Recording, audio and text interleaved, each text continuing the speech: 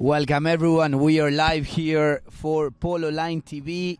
It's the final day and I'm here alongside my teammate Alex. Welcome Alex. We have a super exciting game of polo. 16 teams were fighting to arrive to this day and only 2 teams were able to arrive to this impeccable moment, and we have Team Mungo will face La Fija Sandbox. Exactly, tremendous. Out of 16 teams, now we made it, and we have to mention that 3 French players are taking part in this final. Unbelievable, and what a success by the French players. And here they are, the presentation for the 2 teams, and they're doing a magnificent show so far, and no mistake in their groups, and of course in the semi-final. Tremendous and high level, and some players are playing against each other in the week. Rufino Benzadon and Fran Elizalde, they're playing in the next week in the Hurlingham Open, so against each other, but now they are together for La Fija Sandbox. What a nice picture we have in here, Pancho. Have a look at this with the 2 teams and the 2 umpires here on the field. Yeah, and we not only have the 2 teams of the men's French Open, also we have the 2 finalists of the women's French Open. 8 teams were playing in that tournament, and the 2 teams that made it to the final was the teams Yves Delorme with Adèle Renaldon, Margot Perchut, Charlotte Garadou and Millie Hine, 15 goals for them. And on the other side, Angus Bader with Mendoza Huben, Paloma Lauro, Ambre Plou and Lia Salvo. So 2 really good teams will be facing each other due to weather conditions. We will have that game in parallel basically. So we will expect to have some information about that game. But the big plate of the day today, we have the big final when we have the Royal Guard here on the field. And as we see here on the screen, a lot of people. We have to start this game a bit earlier due to weather conditions. We know that this fields here is one of the Chantilly is one of the biggest clubs in Europe, and the fields are in impeccable conditions, and they will be able to resist the water in the case of a bit of rain. No. Yeah, and we have outstanding player everybody's talking about, and we do have Haiti Garros here, Ricardo Garros playing an unbelievable tournament. Everybody's talking about him, and on the other side, of course, Rufino Benzadon, who was doing tremendous. And a wonderful coach, player, and he's in the national team, Pierre-Henri Ngomo, who reached into the final. He's playing for the national team by French, and he's in the Open de France by Barnes. So that's a great combination. Playing together with the second Frenchman, it's Ulysses. And Ulysses Eisenstetter, he's doing so well. He is so dramatic at the playing at the number 2, and very positive. And so we will watch out. Pancho, the 2 teams are top and same level. What do you think? Who will be maybe ahead of the other one? Well, as we've been watching in this tournament, it was super competitive. So both teams did a lot of merit to arrive to the final. It was not because of a bit of good luck. Definitely, these 2 teams deserve to be here. We definitely saw it on the semi-finals. These 2 teams had 2 really good victories. They had to struggle a bit more in the quarterfinals or in the groups. And we have 2 teams here, La Fija and Mungo. La Fija arrived to the final undefeated, winning all the games so far. Mungo lost only 1 game against Klinova, but I think it's going to be super competitive. We have a Mungo team that is super balanced. We have Pierre-Henri very strong at the back, with also a young man, Lolo Bajugar, playing really strong as 4 goals. In the front, you have the young man Ulises, also playing super well as an amateur player. For me, one of the best ones in the tournament. And I'm sure his father is super happy supporting the team, probably today on the pony line, but he had an accident, so we send a big hello to Patrick. And the man of the moment is Haiti Ricardo Garros, the man from Coronel Suarez that plays without a glove. He's having an outstanding tournament, being super important for his team. And on La Fija, I think we have a very strong Rufino Benzadon, combining super well with Fran Elizalde at the back. These 2 players, 8 goals and 7. They're 2 high-class players. They play the high goal all around the world. So really strong. And then we have Artur Madrid, the French amateur player that is not super active on defense, but when the team really needs him in attack, he's right there scoring very important goals. and we have a young man, Niko Tomasevich, also playing, a lot, a bit above his handicap, playing very, very strong as one goal. So, well, it's hard to tell, if you have to bet a bit of money, it's basically, for me, a 50-50. Yeah, but it's really 50-50. We will see. It will be a close game. We are playing in 5 Chukkers. The 2 mounted umpires on the field are maybe, we do have 9 umpires here, but these are really, really something outstanding. Jason Dixon and Peter Wright, and the third man just sitting outside is Ben Turner. So that what you have to know. We will just finish with the Royal Parade here, the French Royal Parade, and just bringing the teams along. And what a nice picture we're having. Unfortunately, it's not the same weather than the last day. It's a little bit cloudy, but it's dry. It's no wind, no rain, and it's around 20 degrees. So just perfect for polo. And we will see with pololine.tv what we can present to you. I think it will be a thrill. It's not like Hollywood. It's not a trick. It's real. It will be real. And the 2 outstanding teams who made it through the final out of 16 teams, 4 groups, they're here. La Fija Sandbox, Unbeaten, and Mungo. Yeah, also to talk a bit about the organization, by, the Perriers, Benoit and Philippe, and, the president also of the Polo Club. They have been doing a great job. And to mention, of course, to have a tournament of this level, it's a big help of a lot of sponsors, but a big mention to one of the main sponsors, Barnes. They're focused on real estate and high-end properties, such as all related with horses as well, and high-end properties, and they are the number 1 in France. So we've been talking to some of the representatives, and they're super happy to be here alongside the best polo in Europe at the moment. No. Of course, we are just listening to the music for the presentation here, and people are really happy, and we got a great atmosphere and unbelievable spectators here. So there are a lot, and I think they will cheer up and bring the best out of the teams here in this great final we're having here. It's the 24th edition of this tournament of the Open de France by Barnes. So powerful. I see many players who are taking part here in this tournament, and they did all so well, tremendous well. As you, Pancho, you played with your team Animales, and you have a new name here in Chantilly. You're the hardest hitter in town. You did very well. You played with broken ribs in the beginning, and that was quite close, your games too, and just maybe to come into also the semi-final. But maybe next year, why not? Yes, thank you, Alex. Yeah, Animales is a new team, a new organization that we build alongside my brother and Gus and Sems. That we are very good friends, and it was a great learning experience for us as a new team. We shipped all the horses this year, so they were a bit exhausted coming to the end of the season, but we are really with a lot of expectations for next year. We'll try to reinforce a bit our string and try to come strong and fight. We know how competitive and tough this tournament is, but we will try to fight. As we can hear now the national anthem of Argentina. As we know, the combination between these 2 countries, France and Argentina, it's been for a long time. A lot of Argentines come to France, and play and really give a lot of level and prestige to the tournaments over here. And also always, as an Argentine, super happy to be well received, in this country.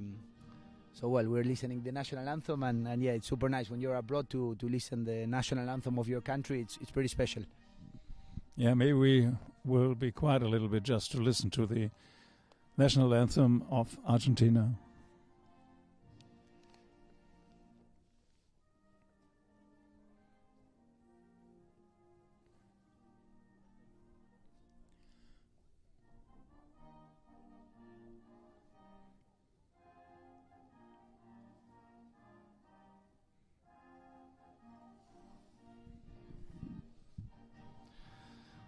What a moment here in France, listening the national anthem of Argentina is pretty special, and as we see here, it's very particular of this club.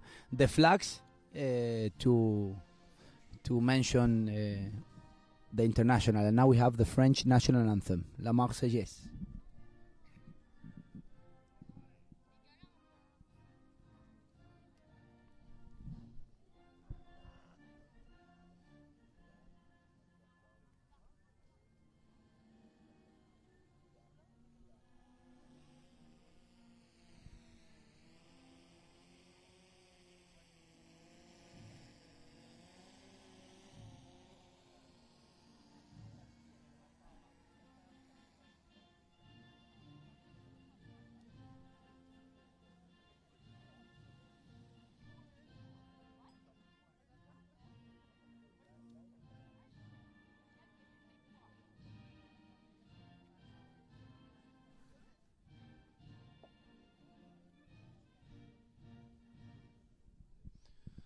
Very emotive moment here in Chantilly, and we are about to start the final of the 2024 Open de France. As we were mentioning here, and we see on the background, is very particular, very typical here in Chantilly. All the flags to have that basically represents all the nationalities that were, participating in this country. As we're gonna go ahead and present the teams, we go with you, Alex, for Team La Fija. Yes, we just saw Arthur Madrid, Frenchman living in Argentina, playing at the number 2. Nicolas Tomasevich, a great talent. And have a look at this one, Rufino Benzadon, incredible player. And last but not least is an outstanding player, 8 goals. And Fran Elisander, one of the top players here in this tournament. Let's go to present Mungo Polo team, his number 1 position, playing of 5 goals. Ricardo Aitigarros, the number 2, playing as a 1-goaler, super strong. Ulises Eichteter, the number 3. Lolo Bajugar, playing of 4 goals, super strong. And at the back, Pierre-Henri Ngomou, the captain, the local player, playing super strong, the captain of Mungo Polo team. And well, as we said, the 2 officials, we have Jason Dixon and Peter Wright mounted, and we have very close to us, Ben Turner. And now we're going to present, as we mentioned before, the teams for the Women's French Open. We have on Yves Demore, we have Adèle Renaldou, 2 goals of handicap. Margot Perchut, 2 goals of handicap. The number 3 is Charlotte Garanoud, 3 goals of handicap, and at the back, super strong from England, Millie Hine. And these are the players for the other team. Yeah, right. Here we are with the other team, and just had the presentation very nicely is Augustino Sbada and playing Mendoza Huben. She's playing with 0 goals. Paloma Lauro from Luxembourg playing with 3 goals. Ambre Place is playing with 4 goals. And Lia Salvor playing with 8 goals. So that are the 2 teams. We are recording it because the games will be due to the weather condition. Now it's good, but it will maybe later more cloudy, maybe rain. We will tape it and record it, and after this final of the big one of the Open de France by Barnes, you're able to see it, of course, on pololine.tv. You won't miss anything, and it's only one time live, but we will tape it if the games are at the same time. So we are in the mood, we're in a good mood here. Pancho and myself, all the people around us are smiling, and they're expecting a great final. It's the 24th edition, and some people told me this is something else. This is very outstanding, something outstanding this year. Such a high level like never before, and we will see a dramatic final maybe this year. So Pancho, we're about to start. And a big word about the horses. The horses are very special for this final, of course. And you got a lot of information, all the names, and let's see. Yes, we will have all the information, and we will bring it to you, all, especially the important horses that some of these players, of course, they are all super important, but some of these players have some favorites, and these type of horses that gives them extra confidence. And something to mention, as we had on the semifinals, we're gonna be we have an award of 2 blankets here, one for the best playing pony of the tournament, given by the Club Polo. Club de Chantilly, and also as we know, Argentina is super strong, and they have the Argentine Breeders Association, so they kindly will give also a blanket for the best Argentine breed horse that will be performing today. So we will be bringing a lot of information for the horses. Also to mention, we will see 4 players per team, of course, as we see now Lolo Bajugar, stick and bowling. But for them to arrive to the final, there's a lot of work behind. So a big work to the grooms, that they wake up early every day to feed the horses, to look after them, all the farriers, the vets. There's a big work behind to have these horses in such immaculate conditions. We are arriving to the end of the season, and to have them all in great conditions, it's definitely, there's a lot of work behind. So we're about to start this amazing game of polo.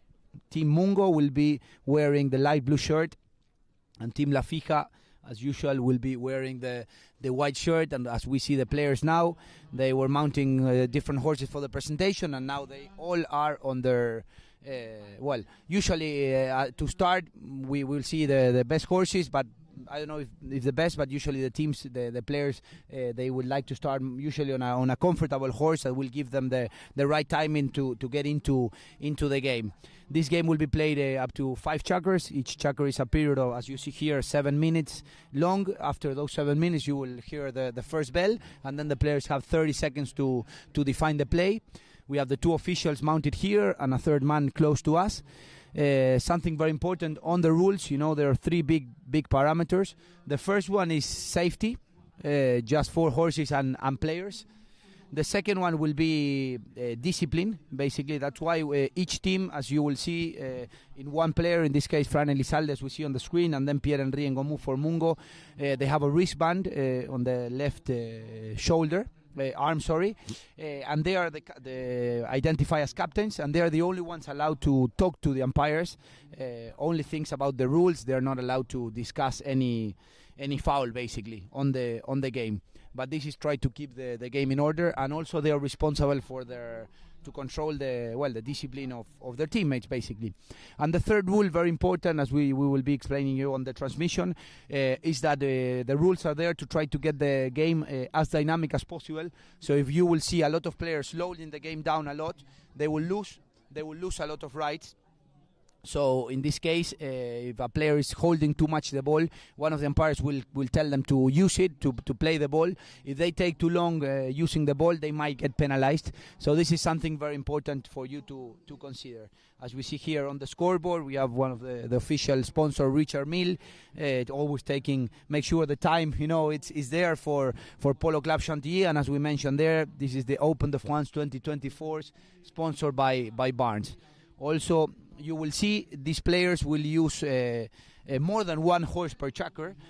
These players used to, as a strategy here in Polo, we try to play the horses in periods of 3 to 4 minutes, no longer than that. So to avoid the horses to get really a big fatigue, basically, or to get them to get really, really tired. And also those horses will go back to the pony lines. You have a lot of people there walking them and making sure they can come back fresh again. And most likely these horses that start on the first and second, we will see them at the end. Yeah, ready for takeoff, ready for Polo. Let's go, Polo. Let's go final, ladies and gentlemen. We are there. If you are there, and just enjoy, it will be something tremendous. We feel it just in the air, and the grass will burn. We're about to start with the action. Pancho, maybe you will start with the action right now. Yes, we're receiving a lot of messages as well. People are connecting from different parts of the world, even though the time difference. A big hello to Juan Vigo, an Argentine friend that is following the transmission. And we have a lot of people that we are receiving messages from different parts of the world. But we are about to start this exciting game. And ladies and gentlemen, the ball is in play, and the 2024 final it's in play, and let's see who wins that throw-in, and it's Pierre-Henri Ngomu for Mungo. He taps the ball, and the ball is recuperated by Rufino Bensadon. In possession of the ball for Team La Fija. Rufino Bensadon showing all his skills here in field number 1. Rufino Bensadon tapping the ball, but the pressure rises well by Pierre-Henri Ngomu. And let's see who recovers that goal. Is Pierre-Henri Ngomu, 6 goals of handicap, the French player. He will leave the ball behind. No, he decides to hit a beautiful shot, finding Lolo Bajugar and Bartolomé Bajugar. It's on a breakaway. Lolo Bajugar on the near side. Lolo Bajugar with the near side, and the ball goes wide on the left. A bit unlucky for Mungo, but great attempt by them, Alex. Yeah, first attempt, of course, and 30-year-old Pierre-Henri Ngomu did so well and put it ahead, and Lolo Bajugar was there, but the last one under the neck didn't happen, so that's why we will see a hit and taken by La Fija sandbox. Yeah, and the ball is in play, and Fran Elizalde, the experienced player from La Pampa, decides to hit a beautiful long shot, trying to find all the horsepower of Rufino Bensadon. And Rufino Bensadon is flying in field number 1, but the pressure arrived from Pierre-Henri Ngomu, winning the center of the field. He has Tomasevich at the front, expecting the pass. And there goes the ball for Nico Tomasevich, but the goal gets deflected, and Nico Tomasevich receives the ball. But what a defense play by Ulises. And now it's Francisco Elizalde with the ball, winning that ball in a meeting. Elizalde with the shot. Elizalde, ladies and gentlemen, we have the first goal of the day. It's for Team La Fija on the right hand of Francisco Elizalde. As we will see now on the replay, well done by Fran Elizalde, meeting that ball And of course it's not recommended in extreme defense. If you're going to hit a back, ideally it has to be with a bit of more angle. A bit unlucky by Ulises. The back shot was good, but a little bit straight. Well capitalized by Fran Elizalde, scoring the first goal of the day. And let's see who wins the throw-in. A particularity in Polo, every time the teams arrive to the center, they will switch sides. And now the ball is in play, and Pierre-Henri Ngomou wins the throw-in for Mungo. And now the danger man, Ricardo Haiti Garros from Coronel Suarez, controlling the ball.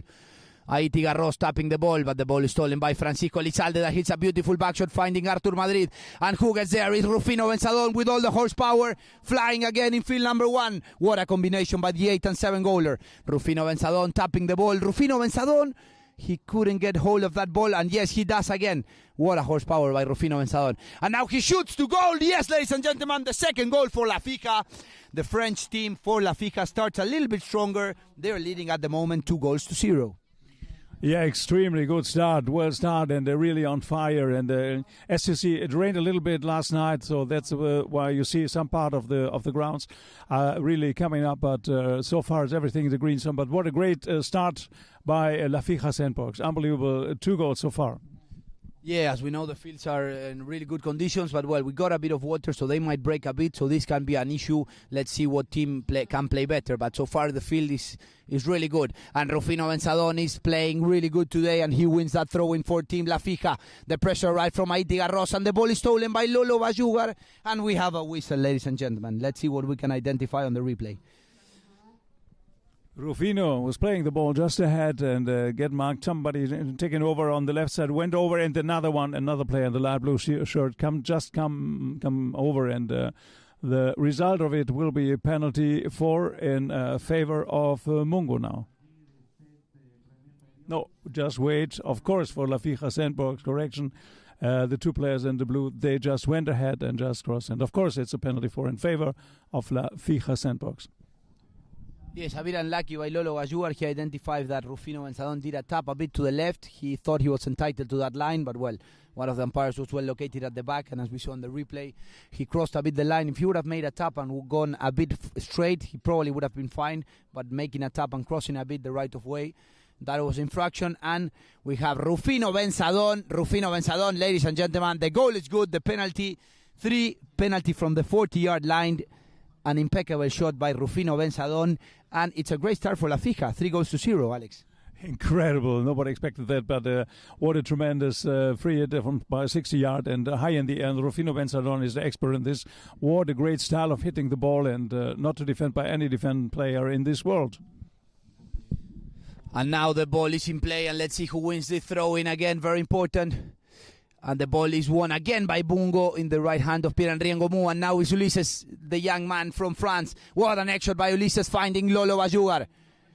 And now who gets there is Nicolas Tomasevich, the young Argentine, stealing the ball. And now again is Bajugar controlling the action for Team Mungo.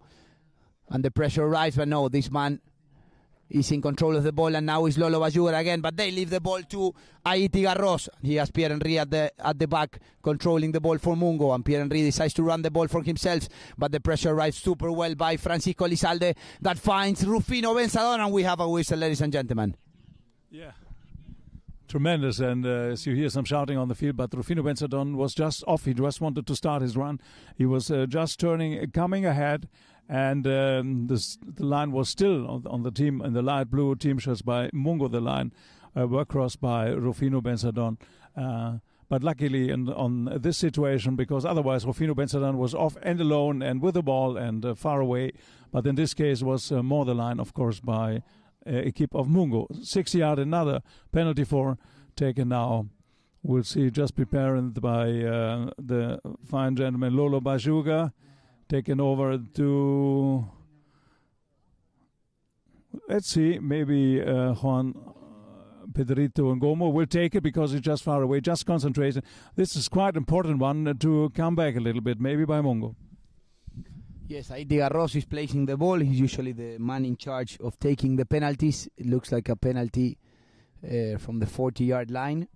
So we'll see. Haiti Garros riding suerte. Let's see if he's able to score this penalty. That will be super important for his team. Yes. Haiti, Ricardo Garros chasing that ball. Haiti Garros. And yes, ladies and gentlemen, the goal is good for Mungo. Very important goal. And when the danger man is close to the ball, it's great news for Mungo Polo team. But yeah, the Mungo team has to be a bit careful, because as soon as the team La Fija recovers the ball, Rufino Benzadón is super fast trying to read those back shots of Fran Elizalde. In this case, well, they managed to get that foul, but it's something they have to be really careful, if they want to leave this trophy. And the ball is in play, and again, the danger man, Ricardo Garros, wins that throw-in for Team Mungo. Haiti Garros checks. The pressure arrives from Nico Tomasevich. And Ricardo Garros leaves the ball behind super well for Lolo Bayugar, Bartolomé Bayugar, the young Argentine. He's controlling the action for Team Mungo. And Lolo Bayugar hits a nice shot. It was a control shot. It got deflected, and he gets the ball again for Team Mungo. Lolo Bayugar. The pressure right from Rufino Benzadón, and Team La Fija recovers the ball. And the ball is stolen again. And we have a whistle. When Lolo Bayugar had a near side, probably he crossed a bit the line. What did you see, Alex? Yeah, the same, but just you mentioned. And Haiti Garros so important also with the last penalty to score, and it's close. There's only 2 goals a gap now between the two teams, and it will be awarded a 5B in this in favor of Mungo again. So the La Fija Sandbox, of course, because Team Blue is going back and just expecting this, but it's an open game. They're coming up and down. They're a little bit tactic games, and of course some little fouls. Nothing tremendous, but we will see now. La Fija Sandbox 5B. And yes, the penalties from the center, and Francisco Elizalde controlling the ball for his team. The captain, the man from La Pampa, controlling the ball. And Fran Elizalde decides to run the ball from himself, using all his horsepower, and the next shot is looking good. But we have Pierre-Henri Ngomu well located there, and the ball will roll, and it will go a little bit deflected to the right. We're going to have a knock-in in favor of Mungo. Yeah, Fran Elizalde identified he had a bit of space in the right, and he decides to go for the individual play. A bit unlucky on the next shot, and we have a knock-in now in favor of Mungo. And the ball is in play, and Pierre-Henri Ngomu has the ball and decides to hit it to the right, finding Haiti Garros. And the pressure arrives, but Haiti Garros wins that contest and gets the ball for Team Mungo. He has Lolo Bayugar at the back. And Haiti Garros decides to run the ball from himself. Haiti Garros controlling the ball, finding some space, using all his horsepower, and Artur Madrid arrives first with all the pressure of Ulises, and the backshot gets deflected, and Ulises, the young man, gets all the pressure of Francisco Elizalde, and we have a whistle, ladies and gentlemen. Yeah, Ulises just was really on the line and tried to follow, and somebody come with a different speed and also not a proper ride-off, as you see in the replay, just now, and went ahead. And do you hear my words? Maybe if you go ahead, some players is not the best way. Just beside would be better, and thereby the umpire immediately blow the whistle. The two mounted umpire, Jason Dixon and Peter Wright, and they're coming again to 5B. Yes, they identified that the write-off was good by Fran Elizalde. So Ulises was not able to use his mallet, to push the mallet on the other side of the horse. So that was the call. The write-off was good by La Fija. So great news for them. They recovered the ball. And let's see what Fran Elizalde can do from the center of the field. And we have people also from Italy, Joaco Franciosi, that is watching us. So very, very international transmission. And the first defender has to be located 30 yards, and that's Lolo Bayugar now applying pressure to Fran Elizalde, and Fran Elizalde using all his horsepower. Francisco Elizalde flying, finding some space. I think this is Doña Sofía Claridad with the near side, and the ball got deflected, and Nico Tomasevich was going to get that ball, but one of the players from Mungo was right in the line, and we have a whistle. I think it's going to be in favor of Team Mungo. Great news for them. It was quite close and just close on the line of the goal and coming over, and finally, of course, the clear thing, and the umpire, of course, immediately stopped this situation and give a free hit from the spot taken by Pierre-Henri Ngomu. Taken. And Nico Tomasevich is marking the knock-in, applying a lot of pressure for the 6-goaler, and the pressure is good, but Ricardo Garros controls the ball. He's always there when his team really needs him. And Haiti Garros plays as the umpire, and he plays the ball to the right-hand side and avoids the pressure of Rufino Benzadón. Let's see if he can have the horsepower.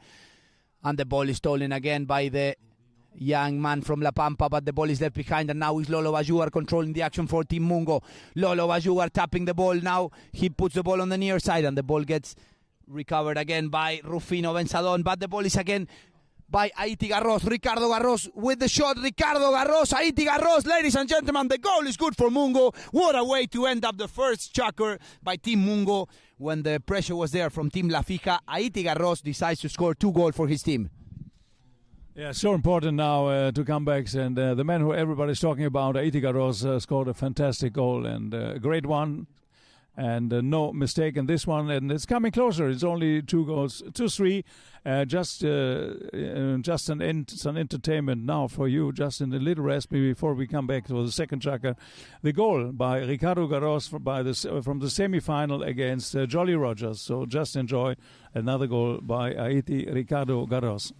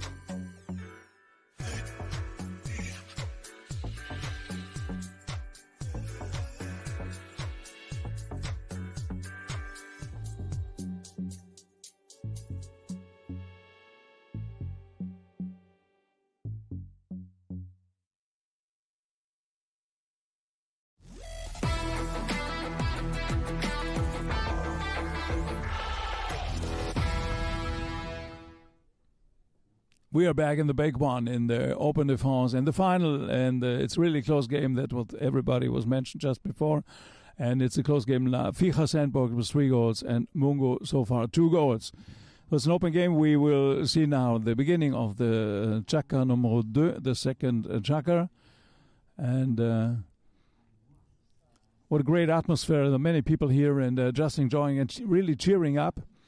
Umpire just went off and changed something, and we'll be back. The 2 mounted umpire, Jason Dixon, Peter Wright, and Ben Turner as the third man.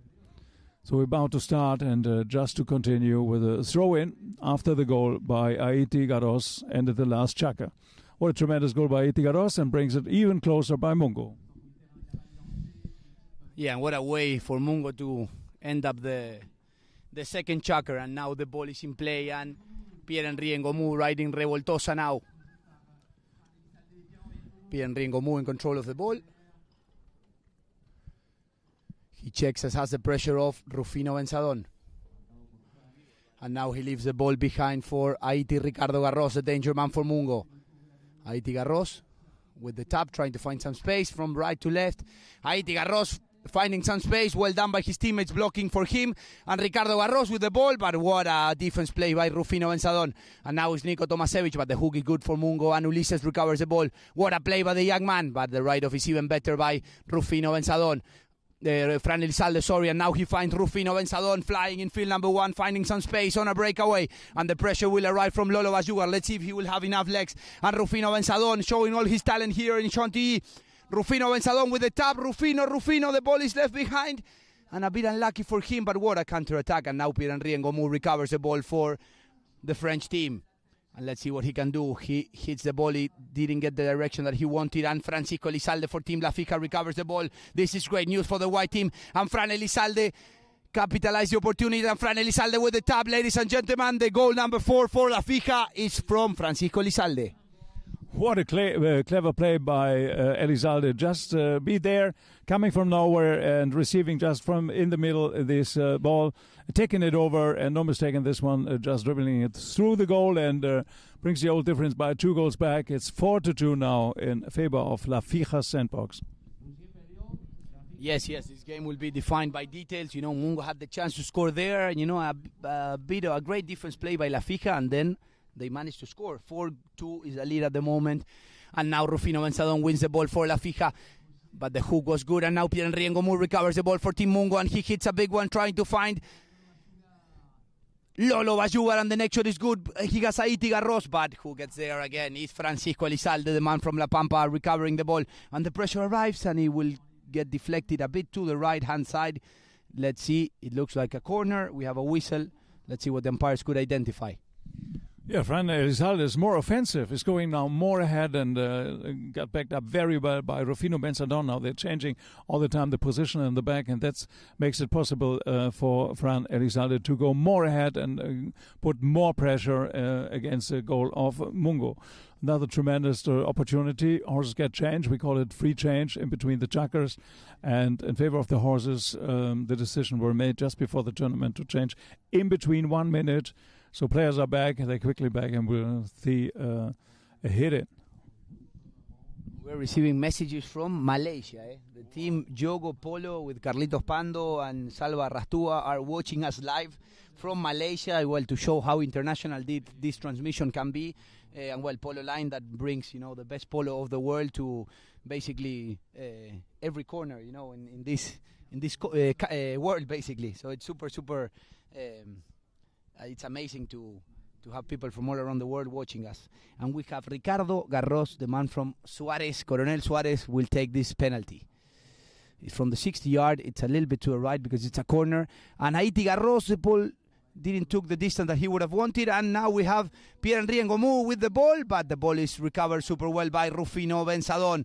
He makes a tap, and we have a whistle, ladies and gentlemen. Let's see what happened. It looks like Niko Tomasevich probably got involved in a little bit of an accident. Let's see if we can identify anything on the replay. Yeah, there was an impact. Contact were made. Just wait a second. Now in this one, coming over and just a tremendous impact. I hope and nothing serious, but the player's off, and I don't know. The doctor so far is not on the field. Umpire didn't ask for some medical help so far, but it's always tremendous when something happened and player is down and off and sitting now on the horse, and now the doctor is coming on the field, just checking what's going on. What have you seen exactly, Pancho, in this situation? No, it was hard to tell on the replay, but yeah, probably when Pierre-Henri was meeting that ball, he got hit or by a mallet or by the head of a horse, you know, a bit unlucky. He looks all right. We have, of course, the doctors here on the field, but well, as soon as the umpires identify that one of the players, you know, it's a bit down, they are entitled to blow the whistle, stop, and of course the player will get the assistance needed. As we see here, the doctor entering the field. Also, we have the ambulance at the back. All the safety measurements are there. We know it's a sport that takes a bit of risk, but well, players try to have all the safety equipment, you know, needed, the helmet, the goggles. Some of them wear elbow pads, boots, knee pads. Everything is there to try to protect themselves in case there's an accident. We have Niko Tomasevich having a great tournament. He's getting the assist of the doctor, and I'm sure he will be back soon. If not, a player of the same handicap is able to replacement. But usually, as we know here, the difference of other sports, let's say rugby or football, you know that you have substitutions. Here, the strategy will be more on the horses. You know, when I should play my two best horses, if it's at the beginning or this and that. If I'm able to change them at the right time, you know, all the strategy in polo will be more regarding the horse list and not much on the players, because usually you start with a team and you finish with the team. You only will have a change in case of an injury. That's a difference in other sports. For performance, you can, you know, change a player, no? Yeah, exactly. And you look also the way back and a little bit so against the other matches, and do you see so exactly which horses your opponent player will ride and which chukker, and that means that you also make the tactics just to put your same strengths of the horse against the same and not weak horse or weaker horse, against a stronger horse and whatever. So you want to participate, and you look exactly, you make a list, and which Chukker you're playing, which horse. I think the player is okay. He's on 2 legs, standing around, but finally, of course, doctor has to check everything, and we hope that players will all continue. As you see, the ground is a little wet, still wet, but still unbelievable condition so far. No problem with the horses, but that was a contact made. Yeah, if you see in the replay, maybe Pancho. Yeah. We great action by Polo line. We see it clearly on the replay. Pierre-Henri Ngomou was appealing for the foul, and when he lifted his mallet, I don't think he had an intention to hit Nico. But yeah, when he was lifting the mallet, Nico Tomasevich got hit a little bit in the face with the mallet. Not super strong, but well, I'm sure the mallet is made of wood, and it will help. It will hurt, a bit. Hopefully he doesn't have a cut, but if not, well, we see the doctor here assisting him. But well, we see him walking, moving his arm, so I'm sure if he has something, it's nothing too serious. So well, we wish him all the best from here. 4-2 is the lead at the moment for Team La Fija. They started a bit strong, but then, well, in the danger man, Haiti Garros scored 2 very important goals for them, and everything is quite even at the moment. A slight difference in favor of La Fija, especially, when they recover the ball, they're a little bit faster in those counter-attacks. But, well, the field also, as we know, because of the rain, it will get a little bit... it will get a bit chopped up, because of the amount of rain we had. Of course, it's super safe for the horses, but this can be an issue, especially in the Chukkers coming ahead, no? Yeah, and to clear it, Pierre-Henri Ngomou tried to enter in the situation, and it was a little bit dangerous situation to come in like this, and of course with a stick, and there's a rule of dangerous stick work, and that's why we just saw Ben Turner, the third man, went down from his chair and talking with the 2 umpires. They are so connected, wireless, walkie-talkie, and they will find out now what's happened. If there's a further question, they know that they can see the replay here in the track by pololine.tv. So we are prepared for everything. But the situation was clear, right clear, and but the best information is that Nicolas Tomasevich is back in the saddle, and that's the best fact, and he will continue. The umpire just telling what happened and what they saw, and explaining and giving a yellow card. I mentioned Pancho, yeah, exactly, to against Pierre-Henri Ngomou. Yeah, a bit unlucky by Pierre, but well, the umpires are there to try to make sure the game is safe. So well, and correct use of the mallet is the call, plus a yellow card for the captain of Mungo, and we're gonna have a penalty in favor of Team La Fija. So great news for them, not the best news for Team Mungo, but well, the great news and good news is that Nico Tomasevich is back on the horse, and he looks all right. He's hitting the ball, so this is great news for Team La Fija. They have a chance to enlarge their victory at the moment. So far the penalty will be, it looks like a penalty 2 in their favor, so great news for them. In this case, Rufino Benzadon is placing the ball.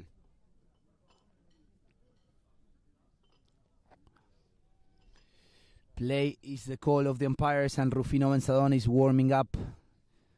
Penalty in their favor to try to take the lead up to 3 goals.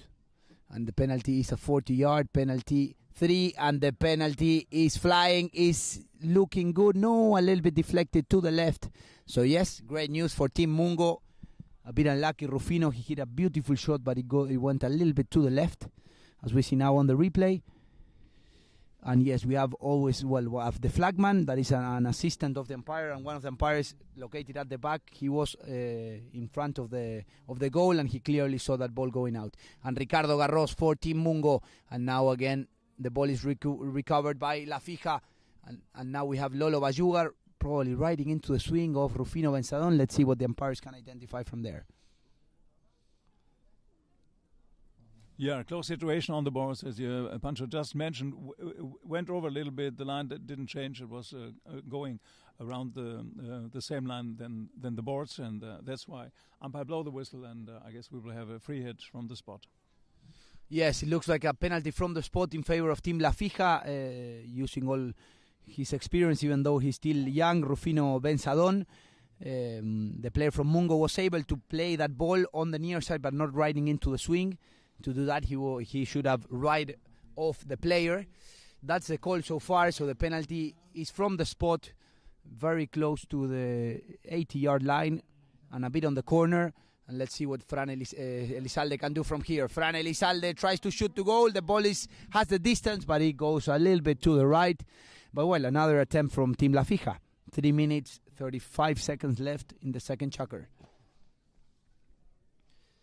We see now Pierre-Henri Ngomu having a bit of a chat with Haiti Garros. Let's see what type of strategy they try to do from here. And Pierre-Henri Ngomu brings the ball in for Team Mungo, wearing a light blue shirt. And Pierre-Henri Ngomu tries to find Haiti Garros. And now is Lolo Bajugar in control of the ball for Team Mungo. And Lolo Bajugar with a beautiful neck shot trying to find Haiti Garros. But let's see who gets there. It's Francisco Elizalde with a beautiful back shot defending. But the pressure arrived from Haiti Garros. And now it's Artur Madrid that leaves the ball behind for Rufino Benzadon that hits a nice back shot, finding Francisco Elizalde. And Fran Elizalde escaping from the pressure of Bajugar. And Elizalde is flying on a breakaway using all his horsepower. Francisco Elizalde tapping the ball for Team La Fija. Fran Elizalde, the approach is good. Francisco Elizalde with the tap. Francisco Elizalde. Ladies and gentlemen, the flagman waves the flag and the goal is good for Team La Fija. 5-2 at the moment. Amazing, and as well in the replay here is you see that Fran Elizalde, what a home run, running close to the boards, coming closer, no mistake in this one, and what a great control under pressure with this one, and so important, and brings his team into the lead. 5-2 now, 3 goals, the difference now. Let's see of the tactics. Maybe they're changing some position by Mungo, maybe. Yeah, we'll see what they can do. As we know, these games are super long. So far, yeah, we have La Fija is on the lead, but this game is super long and everything is open at the moment. But Rufino Benzadon wins the throw-in, very, very important for Team La Fija, and he's also on a breakaway. He has time to look back, and Rufino Benzadon with the tap. Rufino Benzadon, ladies and gentlemen, the tap is good. When the ball was a little bit deflected to the right, he corrects super well, showing all his talent here in field number 1, and the goal is good for Team La Fija. Yeah, and also tremendous horsepower running through, and no mistake also in this one. But the first ball was jumping a little bit in the air, but he just checked a little bit, just a second, just to control it and keep it ahead. And maybe some other player, they will just hustling and hitting in the air and try to do something. No, he was waiting for the right moment and continue with the ball. And what a great goal, and brings it to 6-2 now. Yeah, and as we mentioned, the importance of winning the throw-in. Not just winning, but what you can do when you win the throw-in. You know, if you can really create an attack, that's super, super important. And now we have Ricardo Garros riding this beautiful, great Colchino. Ricardo Garros in control of the ball. He leaves the ball behind for Lolo Bajugar. And now Bartolomé Bajugar is trying to find some space when the teammates are blocking for him. And Lolo Bajugar in control of the ball. He leaves the ball behind for Haiti Garros. He tries to find some space on the right. And yes, ladies and gentlemen, if Ricardo Garros is close to the goal, this is good news for Team Mungo. What a clever play. Lolo Bajugar just prepared everything and was going from the left to the right, tried to find the center, and just coming from behind Haiti Garros and just scored under the neck. There was a gap, exactly using the opportunity, just perfect and high level. It's close to the end of the second Chukker, and it's only 3 goals now the difference. And we're receiving many greetings from different parts of the world. We have Tomas Diaz watching us from Korea. Amazing. And then also people watching us from Bucios. And now the ball is in play, and we have again the danger man for Team Mungo, Ricardo Garros in control of the ball. He hits a beautiful shot, finding Ulises, the young Frenchman, and Ulises is in control of the ball. He has Artur Madrid at the front. No whistles as the umpires, and again Ricardo Garros for Team Mungo. Haiti. What a goal, ladies and gentlemen. Ricardo Haiti Garros punching the ball in the air. What a goal by the man from Coronel Suarez. Maybe a little advantage just ahead, taken so Ulises the ball, and the last one was a little bit the mano de Dios. We know it from by Maradona, but if he just give one contact, one touch, that might be okay. So we just heard the whistle, and that concludes the second Chukker. And what a game we're having. And of course, Mungo was coming closer. It's only 2 goals of the difference. And just enjoy a fantastic goal in the semi-final against Kazakh by the wonderful Fran Elizalde. So just enjoy. We are back soon, and just enjoy and stay with pololine.tv.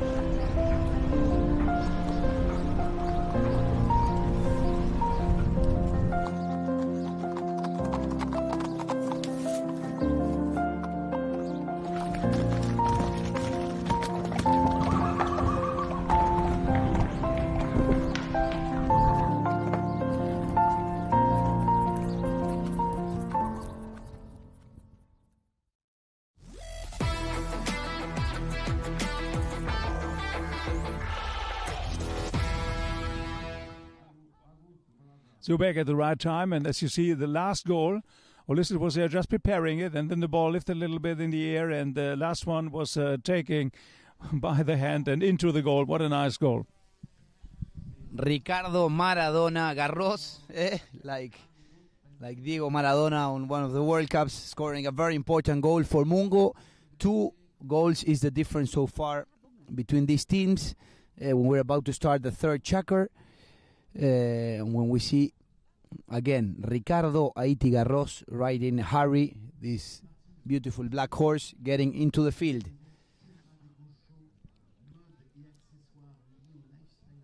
This horse belongs to the US brothers, a super good horse that is ridden by Haiti Ricardo Garros. Here in field number 1, a lot of people came from Paris and different parts of the world here live. Hopefully, so far the weather is behaving very well. And yes, ladies and gentlemen, the ball is in play, and it's good news for Team La Fija because Rufino Benzadón, it's all alone on a breakaway, and this is good news for them. Rufino Benzadón with the tap. Rufino, when the pressure arrives, what a hook by Haiti Garros, and the ball is in there. What a save by Haiti Garros. And now Pierre-Henri Ngomou, but Francisco Lizalde, and what a play by Pierre-Henri Ngomou. And now Ulises, the young man from France, with a nice shot. And again, Lolo Bajugar steals the ball super well. But we have Nico Tomasevich with a great defense place. And the back shot is good, finding from Fran Elizalde to Rufino Benzadón. And Rufino Benzadón, let's see if he has all the horsepower. And Rufino Benzadón is flying again. Rufino Benzadón with the next shot. Ladies and gentlemen, what a goal. He celebrates with the pony line. Very, very important goal. When Team Mungo was coming back, Rufino Benzadón scores a very, very important goal for them. Yes, coming from the outside, got the longer way, but as Pancho just said, more horsepower and quicker than in the situation. And no mistake in this one, just scored a fantastic goal, as you see with our drone here, just following up and coming around in the circle. It was quicker, and then the last one, great. And the ball is in play, and Ulises wins that throw-in for Team Mungo. And now is Pierre-Henri Ngomou with a beautiful shot, finding Lolo Bajugar. He's all alone on a breakaway, and Lolo Bajugar will finalize. And yes, ladies and gentlemen, the tap is good, showing all his strength and ability here, all his qualité, as you say in France. Well done, Lolo Bajugar, with the tap, finishing the play for Team Mungo. Very important goal for them. 5-7. They're losing at the moment against Team La Fija. We have a bit of information of the Women's Open final. 5-3 so far is the lead of Ilse Delorme against Augustins Bader. The team of Milliheim is beating the team of Lia Salvo at the moment, 5-3. But the ball is in play, and Haiti Garros riding Harry, this black horse, is with the ball, but Rufino Benzadón recovers the ball for his team. And now again is Lolo Bajugar, also super active today with all the pressure of the 8 and 7 goaler close to him. Lolo Bajugar in control of the ball. He leaves the ball behind for Pierre-Henri Ngomou, that controls the ball for Team Mungo. Pierre-Henri Ngomou with the next shot, and we have a whistle, ladies and gentlemen. Let's see who created the danger, but Fran Elizalde got hit with the ball. A bit unlucky, as we see on the replay, Alex. Yeah, exactly what you say. Pierre-Henri Ngomou just opened it up and hit the elbow of Fran Elizalde. Ooh, that hurts. That's a terrible hurt there in this point. Doctor saw it, so in the same way, it's coming immediately, and that's a terrible point and spot by a polo player, and so hard. The ball was quite hard, hit by Pierre-Henri Ngomou, and at the right hand, not the elbow, just more down. It's maybe the risk of the hand, and that really hurts. Have a look in the replay, another one from another direction. Pierre-Henri Ngomou just came in, and the ball lifted up in the last one, and then hit Fran Elizalde. Terrible. Yes, and we wish him all the best from here. Hopefully he can recover, because he has a very, very important game now, the final of the French Open, and in less than a day and a half, basically in 2 days, Fran Elizalde will be playing for La H, starting the Hurlingham Open, and he will play against his teammate Rufino Benzadón, playing for Cría La Dolfina alongside Bauti Bajugar, the brother of Lolo Bajugar, Diego Cabana, and Jejo Taranco. That's the team of Cría La Dolfina. Will be playing against Team La H. La H will be with Polito Pieres, Hilario Ulloa, Fran Elizalde, and Tommy Panelo. So we're about to start the best polo in the world, but here first we have action of one of the biggest tournaments in the European season is the French Open. The big season is finishing here, and then we will move south for more action in Argentina. As we saw yesterday, the final of the Jockey Club, the victory of La H with Hilario Jo and Tommy Panelo. They beat the team Scone with the Cambiaso father and son, Luquín Monteverde and David Paradise, and man that is doing a lot for polo, playing usually the Jockey Club. He won that tournament a few times. We send him a big hello as well. But bueno, we're happy to see Fran Elizalde. Hopefully he will be fine. He got hit by the ball. He looks in pain, but hopefully we can see him back on the horse. It will be great news for polo and for him. Yeah, we hope so, and it's also tremendous if you play on the weekend together with your teammate and then maybe in the week on the week against. But just have a small break and we are back after the action.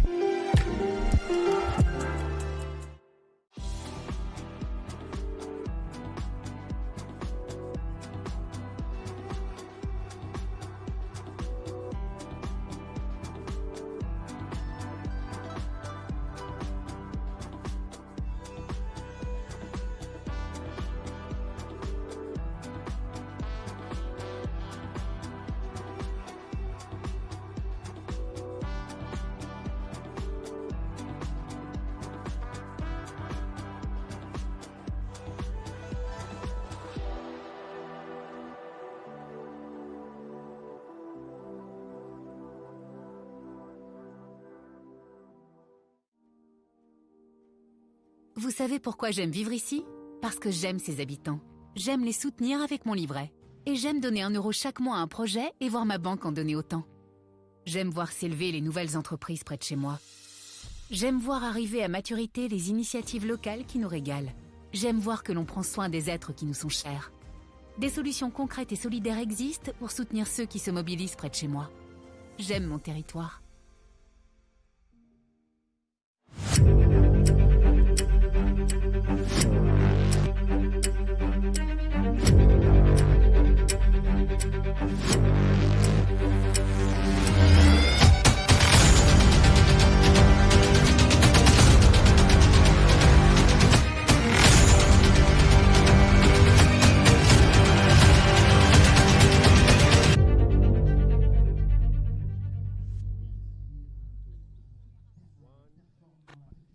And we are back, and we are very, very happy to see Fran Elizalde mounted on the horse. He has a bandage, probably had a little bit of a small cut.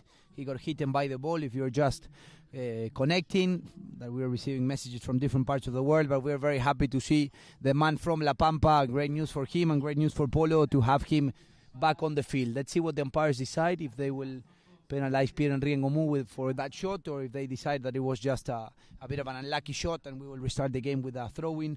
When we were seeing on the commercial break, the gala dinner, I had the chance to be there. It was absolutely amazing to have a dinner inside the Chateau of Chantilly.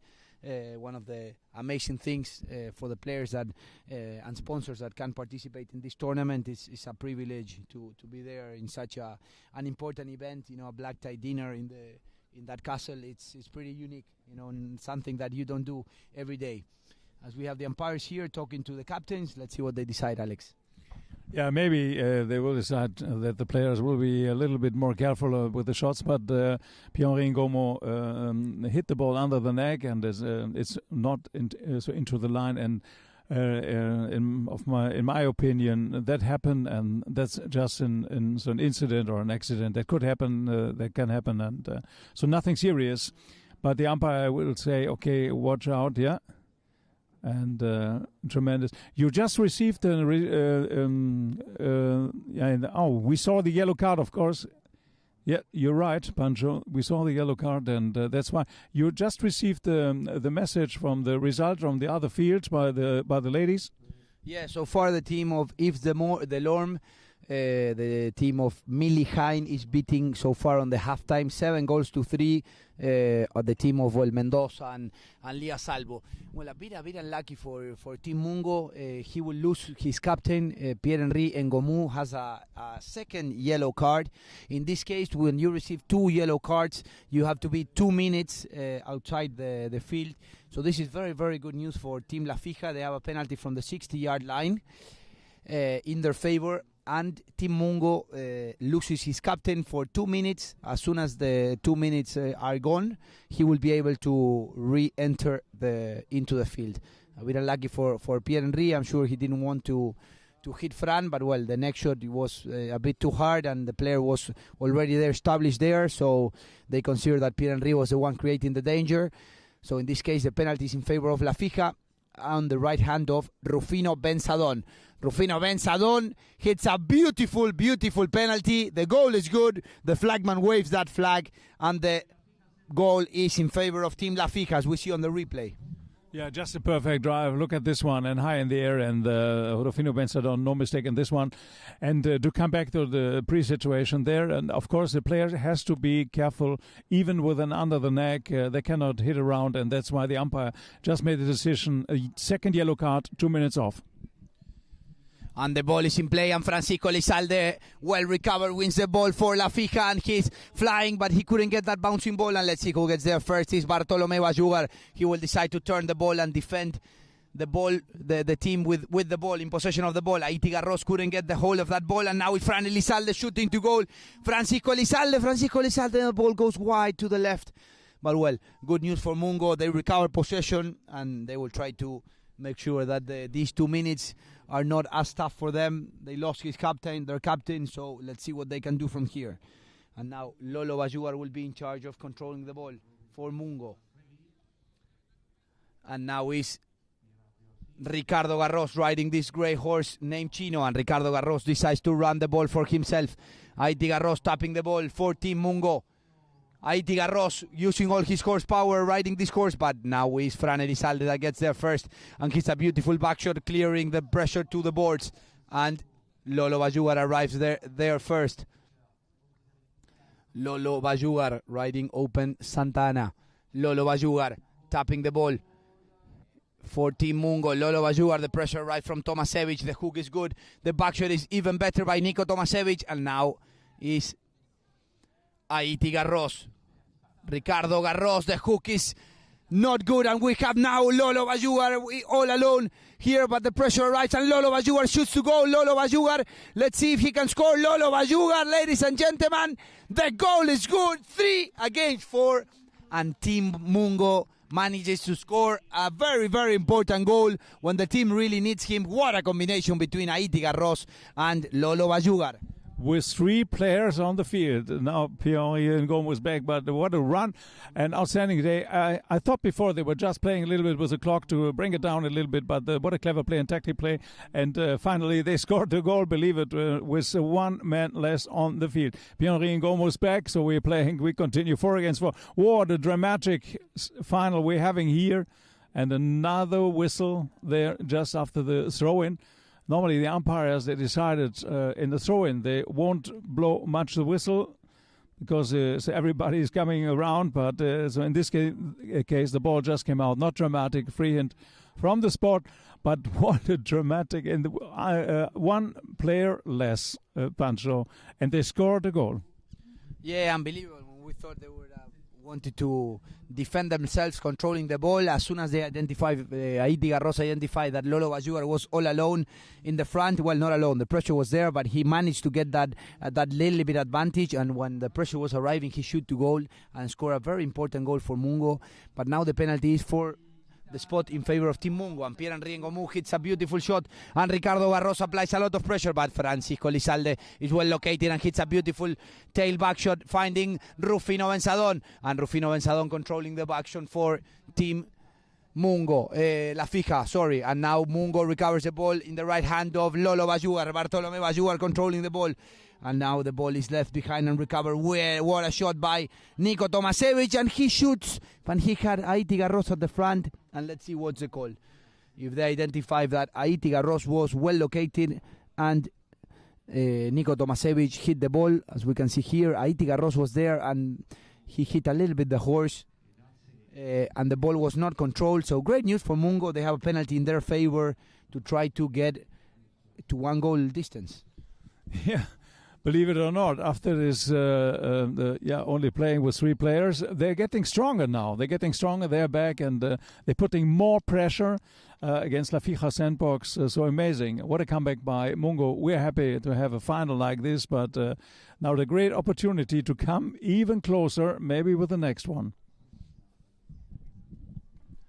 Yes, very, very important play for them. And now we have Lolo Bajugar placing the ball. Let's see if he will be in charge or, as usual, Haiti Garros will be the one in charge. As we see now, Haiti Garros, he went and mounted a fresh pony. He is in charge of hitting this penalty.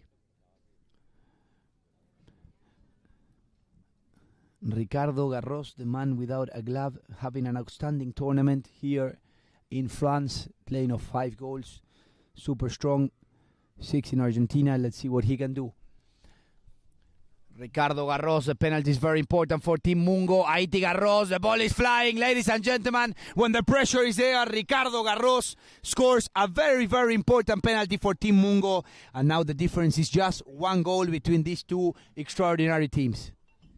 What a comeback by Mungo, and just hit this penalty into the 10th floor here. There's no house behind, God's sake, but what a great penalty. It's 7-8 now. Now we're having a real final. Come on, Pancho.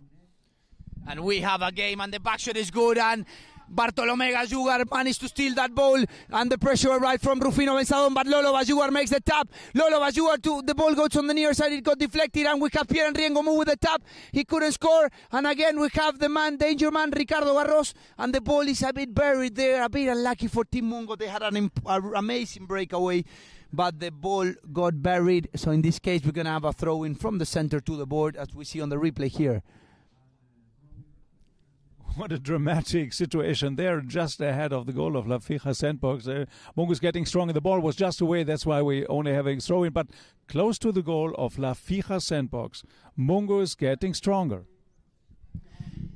And let's see who wins the throw-in, and now is Rufino Fran Elizalde for Team La Fija with a beautiful near side back shot, finding Rufino Benzadon. No foul, says the umpire. Yes, now we have a whistle, ladies and gentlemen, when Ricardo Garros was going for to hit the back shot. Probably a little bit on his way was Artur Madrid, as we see here on the replay, and also Rufino Benzadon was applying a lot of pressure. When Haiti Garros was going to hit the back shot, a little bit in front of him was Artur Madrid. He made him check, so he couldn't play that ball, so we're going to have a penalty from the spot in favor of Team Mungo. We have Peter Wright, what a name for umpire, explaining here what's the call. And yes, the penalty is from the spot in favor of Team Mungo. And quickly the players are riding fresh horses.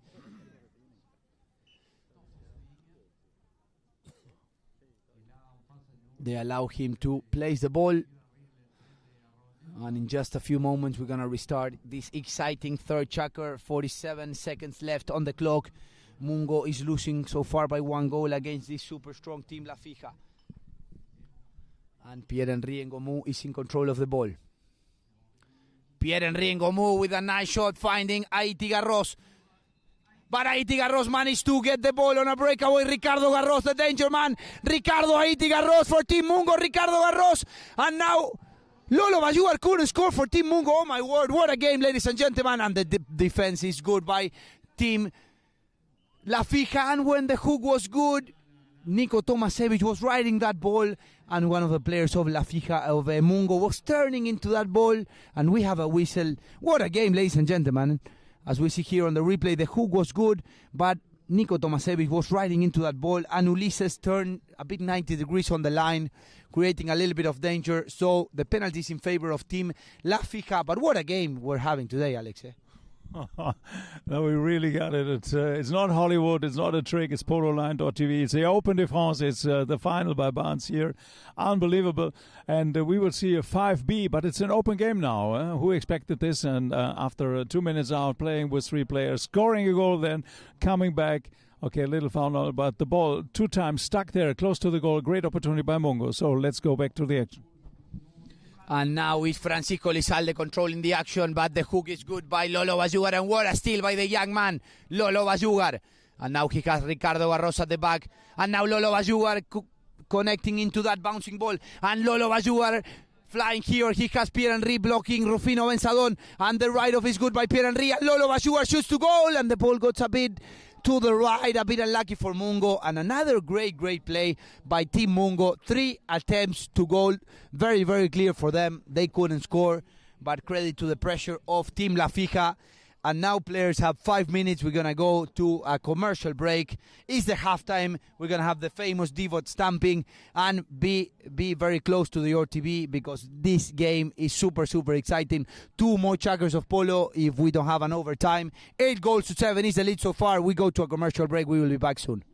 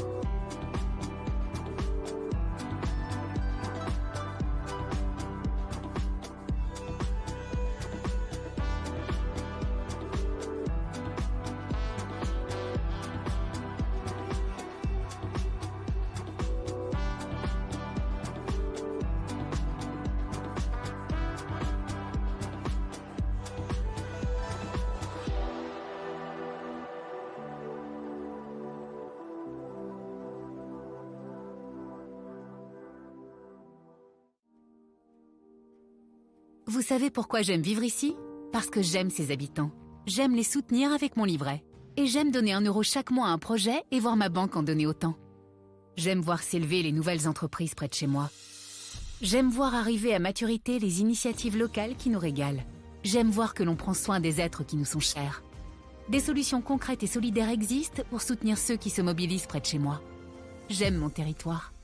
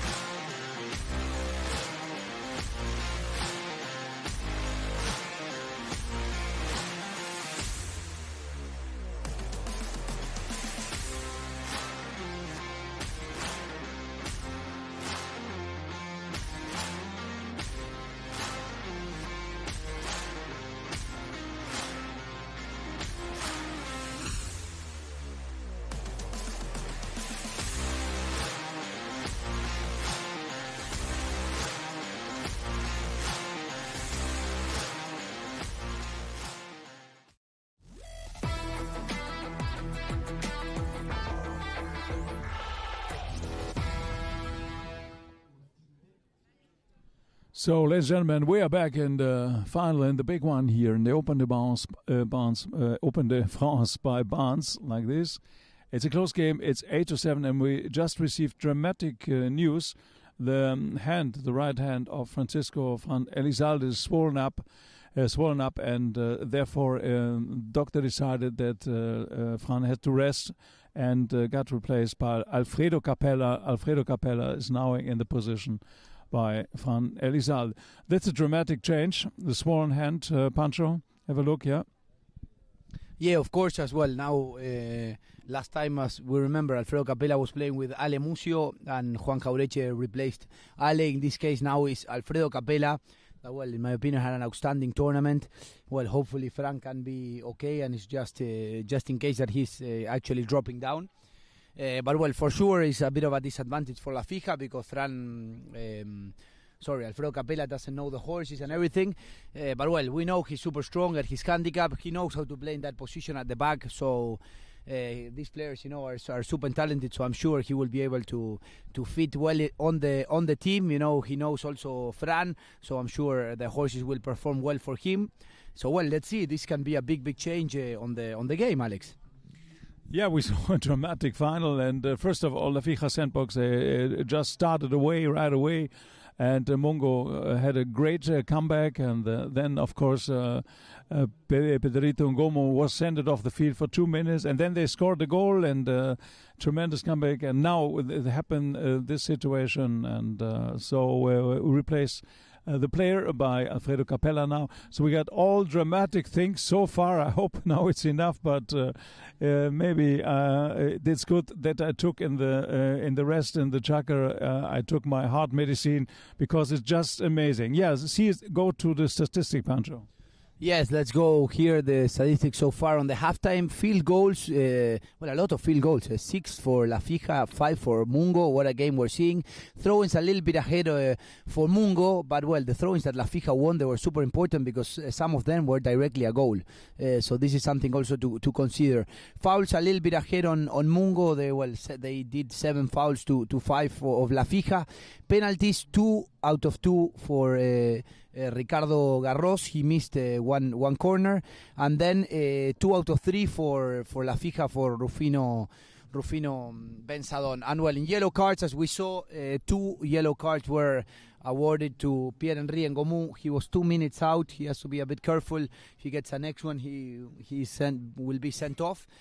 But, well, a bit unlucky in the 2 plays for Pierre-Henri. The intention was not there, but, well, the rules are the rules, and the umpires are there to try to keep this game in order. When we see the man from Santa Fe replacing the man from La Pampa, let's see what Alfredo Capella can do when they're checking the stirrups, because, of course, Alfredo Capella it's a big man, so I'm sure they will have to put those stirrups a little bit longer. And in just a few moments, we're going to restart this exciting game.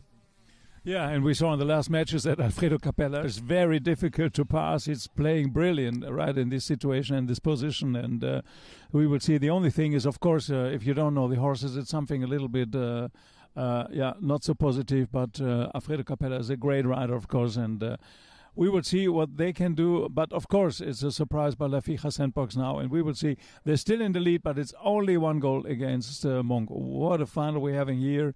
All dramatic things that happen, and we hope now to see an open match and great match, and of course our thinking now is on the side of Fran Elizalde.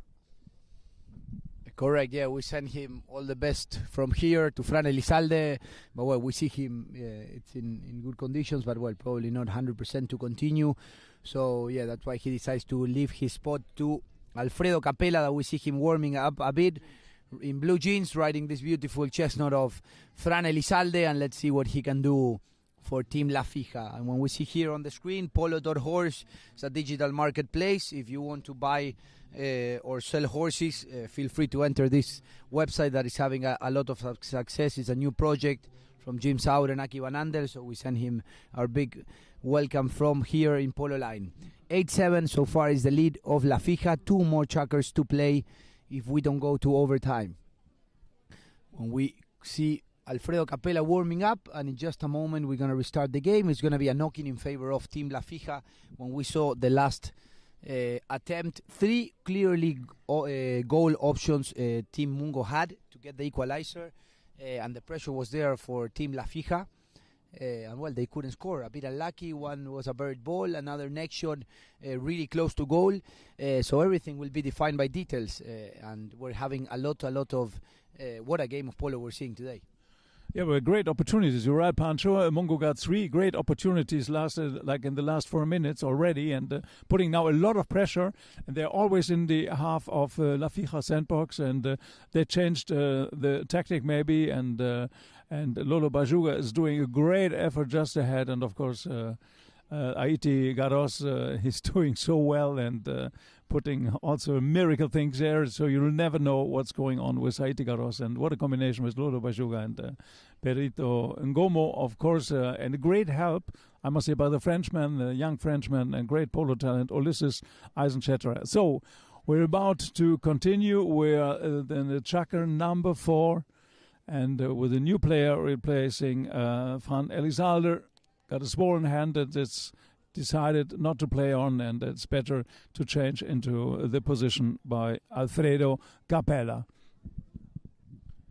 Yes, we see Alfredo Capella now chatting with Rufino Benzadon, finalizing the details. When we see on the screen all the flags showing how international this French Open is, especially the month of September in Chantilly. All the players from different parts of the world come to play the best polo in the world. The ball is in play, and Alfredo Capella hits a nice shot trying to find Rufino Benzadon. And Rufino Benzadon manages to control the ball, and he has Artur Madrid all alone in the front on a breakaway. Artur Madrid, the captain of La Fija, is flying in field number 1. Artur Madrid, again, what a shot by Artur Madrid. Let's see if he can finish the shot. Artur Madrid, the ball is looking good, but the defense arrived from Mungo. What a defense play by Ulises Erstetter. And now the ball is in control of Ricardo Haiti Garros, the man from Coronel Suarez. Haiti Garros, the man with no glove, finds on a breakaway here Pierre-Henri Ngomu.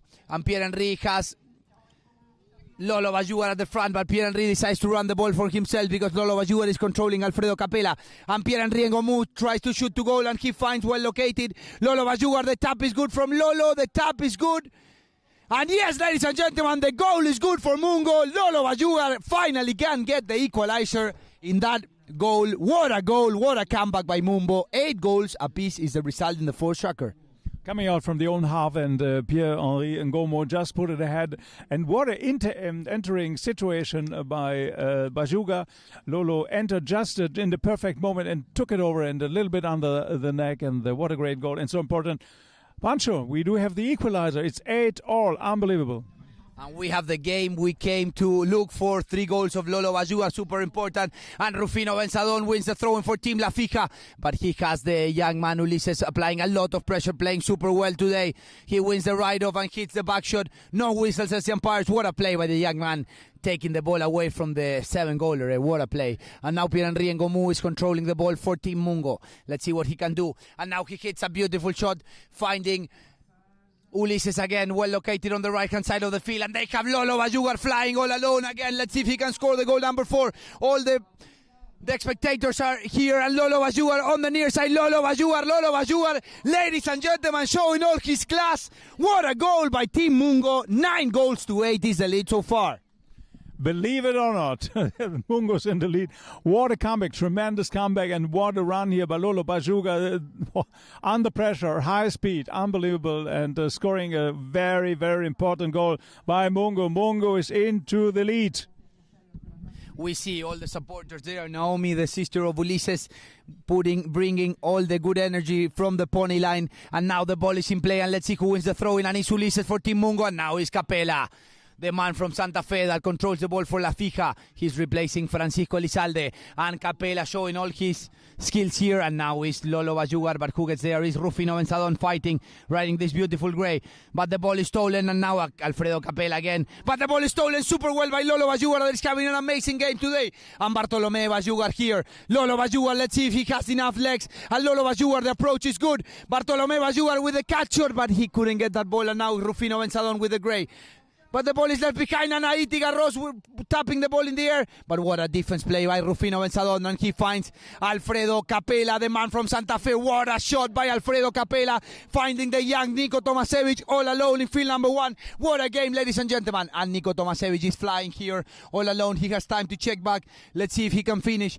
The pressure right from Pierre-Henri Ngomou, but the approach is good. The approach is good, ladies and gentlemen. No, a little bit to the left. A bit unlucky by Niko Tomasevic. And Mungo breathes, and he recovers the ball. And they lead 9-8 at the moment, when many players go and change horses, Alex. Yeah, as you see, tremendous hit, unbelievable power, one of the most powerful hits so far in this final. Alfredo Capella just sent it ahead, and it was a great opportunity by Nicolas Tomasevic, who entered very well, but of course under pressure, so he had to decide if he is doing the risky shot, the last one, and he just missed it. Stay that Mungo is in the lead by 1 goal. It's 9-8, 17 goals, and we're only in Chukker number 4. Yeah, and umpires very wisely, they blow the whistle. They gave all the players a free change, in this case to quickly go and mount on fresh horses to dispute the last 3 minutes of this exciting 4th Chukker. 1 more Chukker to go if we don't go to overtime. And what a game of polo we came to see. And Pierre-Henri Ngomou gets the ball for Team Mungo. He gets the pressure of Tomasevic. Let's see what he can do. And Pierre-Henri Ngomou, he has Ricardo Garros at the back. Let's see. He will leave the ball to him, but he decides to control and now leaves the ball to Ricardo Garros. And now the Haiti Garros tries to find some space on the right. Haiti Garros flying here in field number 1, and Pierre-Henri Ngomou comes there to support him. And Ricardo Garros, with all the horsepower and all his skills here in field number 1, he decides to stop, check. He has some space.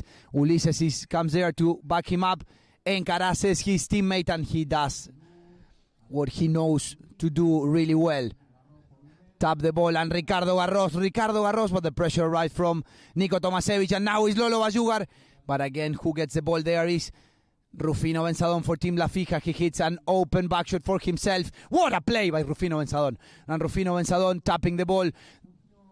This young man riding this beautiful grey, and what a pass by Rufino Benzadon, finding Artur Madrud. Leave it is the call from Rufino Benzadon, and the pressure right from, and the tap is good, and we have a whistle, ladies and gentlemen. Let's see what the umpires could see from here. When the goal was good, we have a whistle. Yeah, let's see in the replay. It was a high speed and so tremendous following up each other, and just in the end coming a little bit ahead maybe, and that's why the umpire will blow the whistle, and it looks like we will have a penalty too. But just wait for the final decision, because we have to wait for the final one of the umpire. They're still having a little bit discussion with the third man. We can hear they're talking via walkie-talkie. What have you seen, Pancho? Yeah, it's a bit of a tricky play, because Ulises is applying a lot of pressure to Rufino Benzadon, and Artur Madrid is a little bit in front there. But probably the umpires identified that Artur Madrid was already there, and then Ulises make the infraction, getting in the right of way of Rufino Benzadon. It could have gone either way. Now the umpires decided the foul is in favor of La Fija. They were in a good position, also well backed up by Ben Turner. And the penalty is flying. It's in the air, and it goes a little bit wide to the right. A bit unlucky for Rufino Benzadon. And this is great news for Team Mungo, as we see now on the replay here in a great camera from the sky. And the penalty gets a bit deflected to the right. A bit unlucky for Rufino Benzadon. Very, very close from this back camera. But this is great news for Team Mungo. And now Pierre-Henri Ngomou tries to find Haiti Garros, well located. The danger man for Mungo gets the ball in the center of the field. And Ricardo Garros, let's see if he has enough legs. And he's flying here in field number 1. Ricardo Garros, the man from Coronel Suarez. The approach is beautiful. And Ricardo Garros is flying. Let's see if he has enough legs. Ricardo Garros with the final tap. Ricardo Garros with the back shot. And the ball goes a little bit to the wide. A bit unlucky, but what a play by Haiti Garros. Like a plane with the Piloto Haiti Garros flying over the field, and just the last one, the angle was quite difficult, so it missed this one. But still, Mungo is into the lead, and we're coming close to the end of the Chukker number 4, so everything is possible. Watch out. Yeah, and as we hear on the speaker here on the stadium, Yves Delorme is the new champion of the 2024 Women's Open. So congrats to Millie Hein, Margot, and all the team. And now the ball is in play, and the action is here in Chantilly, and Rufino Benzadon tapped the ball 2 times on the near side in the air, but the back shot is even better by Pierre-Henri Ngomou. And now we have Haiti, Ricardo Garros, trying to find some space. He has Capella in front of him, and Alfredo Capella gets there first, but Haiti Garros managed to get that hook, and now it's Rufino Benzadon with the ball. He leaves the ball super smart to Alfredo Capella, and Alfredo Capella has Rufino Benzadon at the front, and now it's Niko Tomasevich picking that ball on the near side. The umpires decides the ball is good, and Niko Tomasevich on the near side, but the hook is good, and let's see who gets there first. Is Pierre-Henri Ngomou, the local French player, with all the pressure of Rufino Benzadon. And he has Haiti Garros. He leaves the ball behind to the man of Coronel Suarez. He decides to tap the ball, and Haiti Garros finding all the space here in the center, and Haiti Garros hits a beautiful shot, finding Lolo Bajugar all alone in the left-hand side of the field. But the pressure arrived from Niko Tomasevich, but the player is good by Lolo Bajugar. He taps the ball from near right to left, and now is Rufino Benzadon with the action, with the back shot, trying to find Alfredo Capella, but he couldn't get that bouncing ball. And now is Pierre-Henri Ngomou. He finds all alone Haiti Garros, and we have a whistle, ladies and gentlemen. This is great news for Team Mungo. Yeah, in this case, a clever play by Pierre-Henri Ngomou. Just entered. The ball is coming just from the boards, a little bit with an angle, and just following it up. And, of course, he knows that somebody is just crossing him. And he was on the way to the goal, facing the goal. And that's why it's not from the spot. And maybe also not a 60-yard. It looks like we will have a penalty 3. But great opportunity. Have a look. And Bungo is leading by 1 goal and got another opportunity now to score. But what a tremendous comeback by Mungo. They changed the tactic. They're so strong. And Haiti Garros is doing miracle things just ahead, going around and doing fantastic things. Everybody's talking about this player, Ricardo Haiti Garros. Unbelievable strength and power, and so far. So we will see in this one. This quite important penalty now. Yes, very, very important penalty for Team Mungo. So they have the chance for the first time while they are leading at the moment 9-8, and they have the big chance to extend their lead up to 2 goals when we see Jason Dixon, one of the officials, one of the best umpires of the world, doing the high goal in England and here in France for many, many years. And the penalty is in favor of Team Mungo, and the responsible, as usual, is the danger man, Ricardo Haiti Garros. He will be able to walk this one. Ricardo Garros, no pressure. Haiti Garros, the ball is good. Ladies and gentlemen, the goal is good for Team Mungo. The flagman is waving the flag. And that will conclude, ladies and gentlemen, this amazing Chukker for Team Mungo. The lead is 10-8. When players will go drink a bit of water, discuss a few tactics, they will change horses, and in just a few moments we will be back in this exciting final of the Open de France 2024.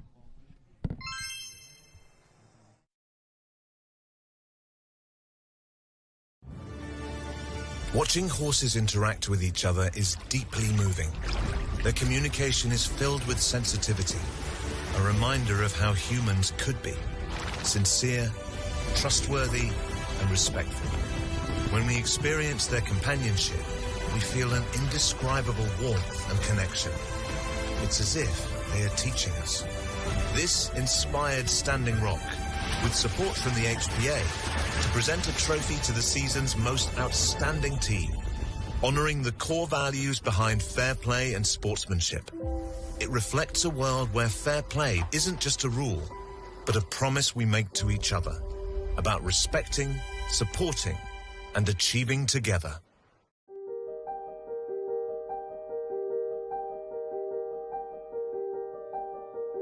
Each day, we at La Cornue set upon a journey to create a masterpiece. An icon of French cuisine and culture since 1908.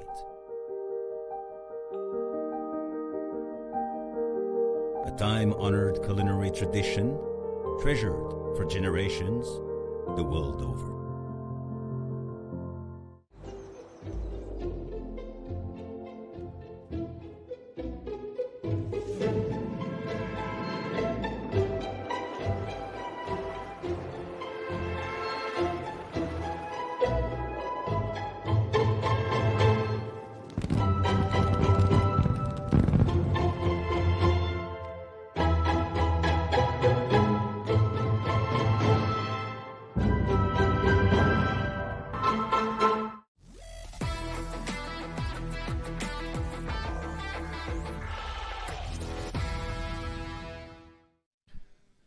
Alex, we are back, and what an exciting game of polo. Everything happened. Pierre-Henri was out for 2 minutes. You know, we have Fran Elizalde outside because he got hit by the ball. Anything can happen as we go on the progression, Alex, here. Yeah, as you see at the beginning, it was tremendous by La Fija Sandbox. That's what I'm saying. We have 2 sides, or maybe 3 sides of the match. And then so another one, 2 goals of difference in the second Chukker. But the third Chukker was unbelievable and dramatic. So it was close, 8-7. And now it's 2 goals. It changed completely in Chukker number 4 and 10-8. No, of course, because of the dramatic accident by Van Elizalde with a hand swollen. He seems to be okay now, but he decided not to play, and doctor said, please don't do it. And that's why he's out. But maybe he's missing maybe a little strength just with the power just ahead and just with scoring goals. But Capella is doing a great job, everybody knows. But we will see the last one. So La Fija Sandbox started, then Mungo came back. But wait and see the next Chukker. And maybe it's not the last. Chukker number 5, normally it will conclude if one team is in the lead. But maybe we will go into an overtime. As we see, all the players are on the field and the ball is in play. Let's see who wins the throw-in.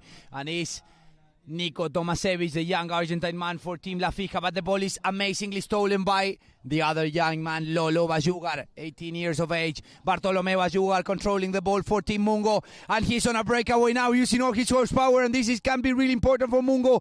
A good way to start. And the ball is left a little bit behind. They couldn't capture that bouncing ball. And now it's Pierre-Henri Ngomu showing all his strength. And the back shot is good. And we have a whistle, ladies and gentlemen. We have one of the players of La Fija lifting their mallets. Let's see what the umpires will decide. Yeah, the ball was coming out of from the goal after attacking and was just defended.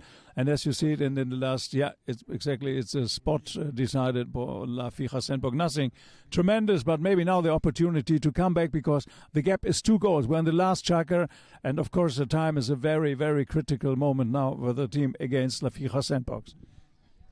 And now Alfredo Capella is controlling the ball. His team really needs him. He's replacing Francisco Elizalde. 8 goals of handicap for Alfredo Capella. And he will decide to run the ball. And he has Rufino Benzadon close to him. He managed to escape from Lolo Bajugar, but the pressure is still there. And now they leave the ball behind. What a combination between the 8 and 7 goaler. And Rufino Benzadon. His team really needs him if they want to lift this trophy. And Rufino Benzadon is controlling the ball. So this is good news for Team La Fija. And Pierre-Henri Ngomu, they thought he was fouling the second, but no foul, says the umpire. And Alfredo Capella recovers the ball. For Team La Fija, clear, says the umpire. And Alfredo Capella hits a nice shot, trying to find, but Lolo Bajugar gets there. Well done, meeting the ball by Lolo Bajugar, and he controls the action for Team Mungo. Lolo Bajugar on the right-hand side of the field with all the pressure of Rufino Benzadon, and Lolo Bajugar controlling the ball for Team Mungo. Bartolome Bajugar controlling the ball, and what a shot by Lolo Bajugar, finding the young man Ulises. He's flying on a breakaway now, but the pressure is there from Artur Madrid, and the tap is good by Ulises, and the back shot is even better by Alfredo Capella. And now Pierre-Henri Ngomu turning that ball, and what a steal by Nico Tomasevich. And Nicolas Tomasevich, the young man, with a beautiful shot on the center of the field. Nico Tomasevich playing really good, having a great tournament. Nicolas Tomasevich tapping the ball. Nico Tomasevich, but the hook is good by Aiti Garros, and Pierre-Henri Ngomu riding Revoltosa gets a beautiful back shot on the side of the field. And now it's Alfredo Capella that reached that back shot super well and controls the action for Team La Fija. And Alfredo Capella is showing all his strength here. Alfredo Capella, and we have a whistle, ladies and gentlemen. What a play by Alfredo Capella. Alfredo Capella wants a write-off, and as you see in the replay, then was coming close, and it was not the write-off he won in his life, but tremendous one. And of course, he's a great rider and a tremendous power, so he's coming closer to the goal, and player went over, so players are coming to the middle, and I guess, Pancho, it could be a penalty one. Yes, the flagman waved that flag and the goal is awarded. It's a penalty one. What do we mean by a penalty one? That means they don't have to hit that penalty. The goal is awarded when you have a foul, very deliberate foul, very close to the goal. The umpires in this case decided it's a penalty one. So good news for Team La Fija. Instead of restarting the game with a throw-in, we have a penalty from the midfield in favor of their team, and they have a big chance from here to try to get the equalizer. We see Alfredo Capella. He definitely can hit the ball. Let's see if he decides to shoot to goal from here. It's a long distance, but he definitely has the power to reach from here, or he will try to tap and try to combine very well with Rufino Benzadon. Let's see what they try to do. Alfredo Capella, he decides to hit a beautiful shot. The ball is in the air, is getting close to the goal, and let's see who gets there first. And now is Ricardo Garros tapping the ball by Rufino Benzadon, and now is Nico Tomasevich that wins that ball for Team La Fija, and Nico Tomasevich will get the equalizer. Nico Tomasevich, what unlucky by them, but the ball is still in play, and now is Rufino Benzadon with the back shot. What a save by Haiti Garros, and now is Alfredo Capella. No whistle, says the umpire, and Ricardo Garros, but Rufino Benzadon wins that ball. And we have a whistle, ladies and gentlemen. Let's see what the umpires decide. Yeah, there was a tremendous action there, just close to the goal by Mungo. But finally, Lolo Bajuga came out and following the line of the ball, as you see in the replay, and will be 5B awarded now. But what a close game we're having now. It's 10-9 in the final of the Open de France by Barnes. Tremendous, and that was very close for La Fija Sandbox for the equalizer for the 10-all. But what a clever play by Juga, coming out in the right moment, and he was quite alone. And maybe La Fija Sandbox a little bit lucky. It's only a 5B. Yeah, what a game of polo. Nico Tomasevich had there the chance on an action with the equalizer. The pressure arrived, hit the post. They stopped to another backhand of Rufino Benzadon. And what a play by Lolo Bajuga. He's having a great final today. And now they're chatting between Pierre-Henri Ngomu, Haiti Garros, riding Chino, this horse from Mancini. Let's see what he can do. And now is Pierre-Henri Ngomu in possession of the ball. 4 minutes. 10 seconds left on the clock. 10-9 is the lead so far of Team Mungo, and Ricardo Garros will run the ball for Team Mungo. Let's see what he can do. And he has Pierre-Henri Ngomu at the back, and Ricardo Garros decides to run the ball for himself, trying to find some space on the right, but the pressure is super good by the young Tomasevich. And now Alfredo Capella recovers the ball, and what an anticipation by Rufino Benzadon. Let's see if he has the legs. Rufino Benzadon winning the ride-off. He wants to get the equalizer for Team La Fija, and Rufino Benzadon is flying here in field number 1. Rufino Benzadon, and the pressure arrives from Lolo Bajugar, but Rufino Benzadon gets that bouncing ball, and he can finish it.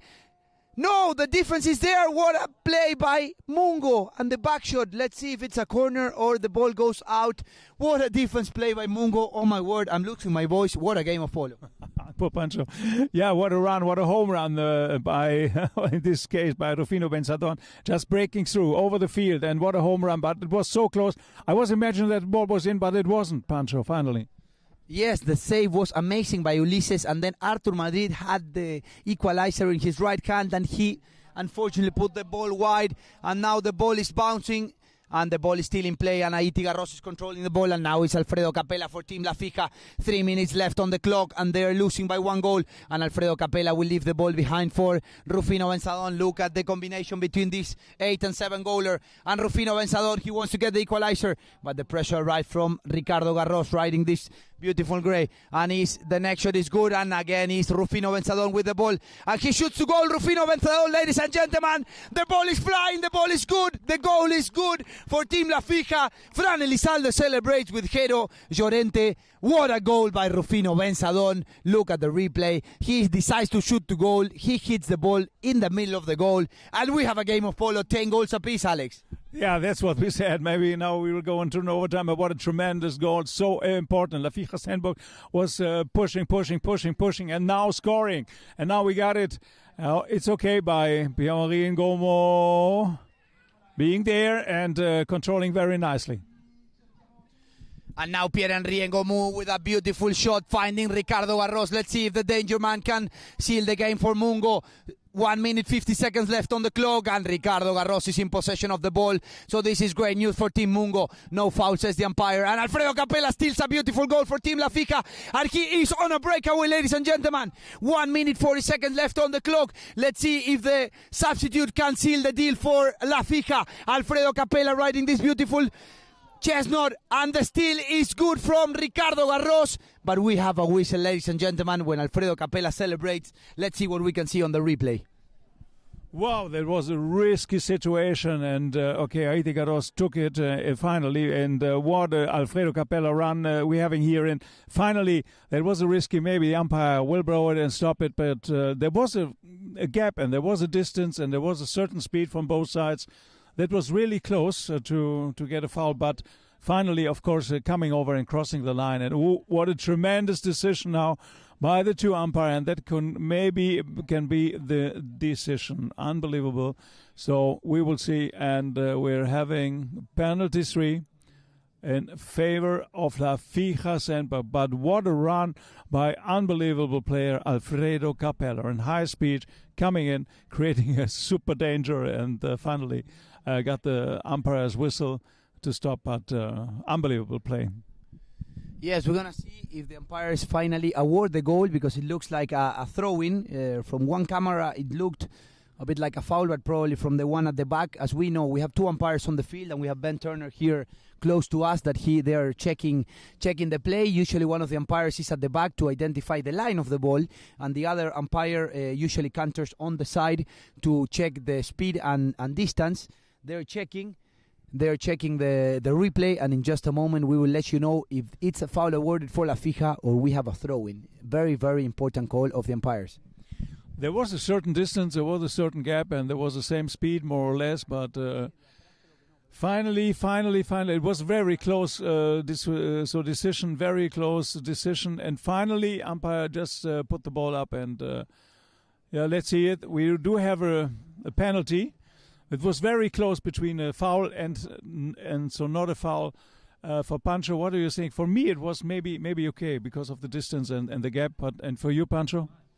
Yeah, this is a matter of speed and distance, and well, the umpires were very close to it, and we have a lot of replays, so they identified that there was not enough distance in that play.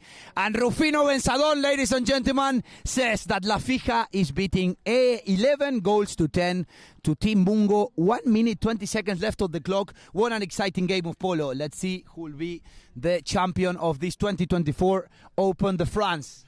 I guess that Rufino Benzadón got some ice cube in the polo jeans because he's so cool and tremendous, not thinking about it, just hammering the ball into the goalpost. Perfect one, 11 to 10. And very important throw-in in favor of Team. Now, Team Mungo wins that throw-in, very important, but Alfredo Capella recovers the ball for Team La Fija. Now with Rufino Benzadón, 50 seconds left on the clock, controlling the ball for Team La Fija. And Rufino Benzadón, the ball is left behind, and now is Lolo Bajugar with a beautiful backshot trying to find Pierre-Henri Ngomou, and Pierre-Henri Ngomou is with the ball, and the backshot is amazing by Niko Tomasevich. And now Alfredo Capella with a beautiful shot, 35 seconds left on the clock. Let's see if he can finish the play and give the title to Team La Fija. Alfredo Capella, the substitute, let's see if he can score. This will give the title to Team La Fija. Alfredo Capella, ladies and gentlemen, and the title is in hands of Team La Fija. When we see all the players celebrating on the pony line, Francisco Elizalde, he had to leave in the fourth Chukker, and Alfredo Capella will replace him in an amazing way, and with a beautiful neck shot he will give the title of Team La Fija. And ladies and gentlemen, we are about to hear the bell, and that will seal the deal for Team La Fija. Artur Madrid will be super happy. And now the ball is in play, and let's see who wins the throw. In is Pierre-Henri Ngomou for Team Mungo, but no time will be left, and we have Haiti Garros flying on the field. A few seconds left on the clock, and ladies and gentlemen, that goes the final hooter, and the new champion of the 2024 Open de France is Team La Fija. Artur Madrid, Niko Tomasevich, Rufino Benzadón, Fran Elizalde, Alfredo Capella. What a team, ladies and gentlemen. They remain undefeated in the tournament. And what a final today, eh? And we have a big word for Team Mungo. They came back super strong. They were a bit unlucky at the end, but they had an outstanding tournament. It's a local team, makes a lot of effort every year playing this tournament. I think it's the first time they reached the final, and they had an impeccable tournament from the beginning and to the end. A bit unlucky in the final, but well, what a game of polo, Alex. Incredible. It's changing from one end to the other, and of course first start by La Fija Sandbox, taken over tremendous after drama and the second yellow card. only with 3 players, and scoring a goal by Lolo Bajuga, coming back, what a comeback by Mungo, and then it was close. Mungo was into the lead after the 4th Chukker, and now what a 5th Chukker, and what a tremendous replacement by Fran Elizalde. Alfredo Capella, I'm not sure if he's human, maybe he's an alien, we got to prove it, and have a look in the score things, and this is a new champion of the Open de France by Barnes. Here they are, ladies and gentlemen, Arthur Madrid, the Frenchman. We had 3 French players in this final. Unbelievable. Nicolas Tomasevich, Rufino Benzardon. What a player. Incredible. And we wish, of course, Fran Elizalde the best. And we got to test if Alfredo Capella is human or an alien. These are the new champions. We have new champions, Pancho. And what a way to finish. 4 goals in the last Chukker, scored by Team La Fija when everything was not looking good for them. Here we have La Fija Sandbox is the winner of the 2024 Open de France, presented by Barnes.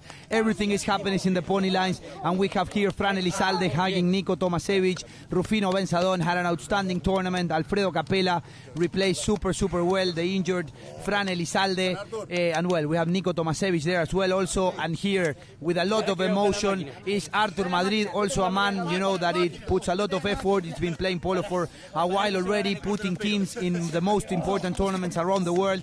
And La Fija is a club in Argentina, you know, from the Michaels family, the Begueris. It's a club that is growing a lot, so very happy for them as well that they have the chance to come here to France and win this prestigious tournament. Super tough. 16 teams were dreaming about this moment, and the ones that take the final whistle, the final call, is for Team La Fija. Well deserved for them, but well, as we said, also a big mention to Team Mungo. They had an outstanding tournament.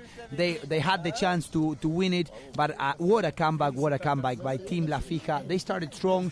At the middle it was more for Mungo, and at the end, without a shadow of a doubt, Team La Fija is the winners. They are the winners of this 2024 Open de France.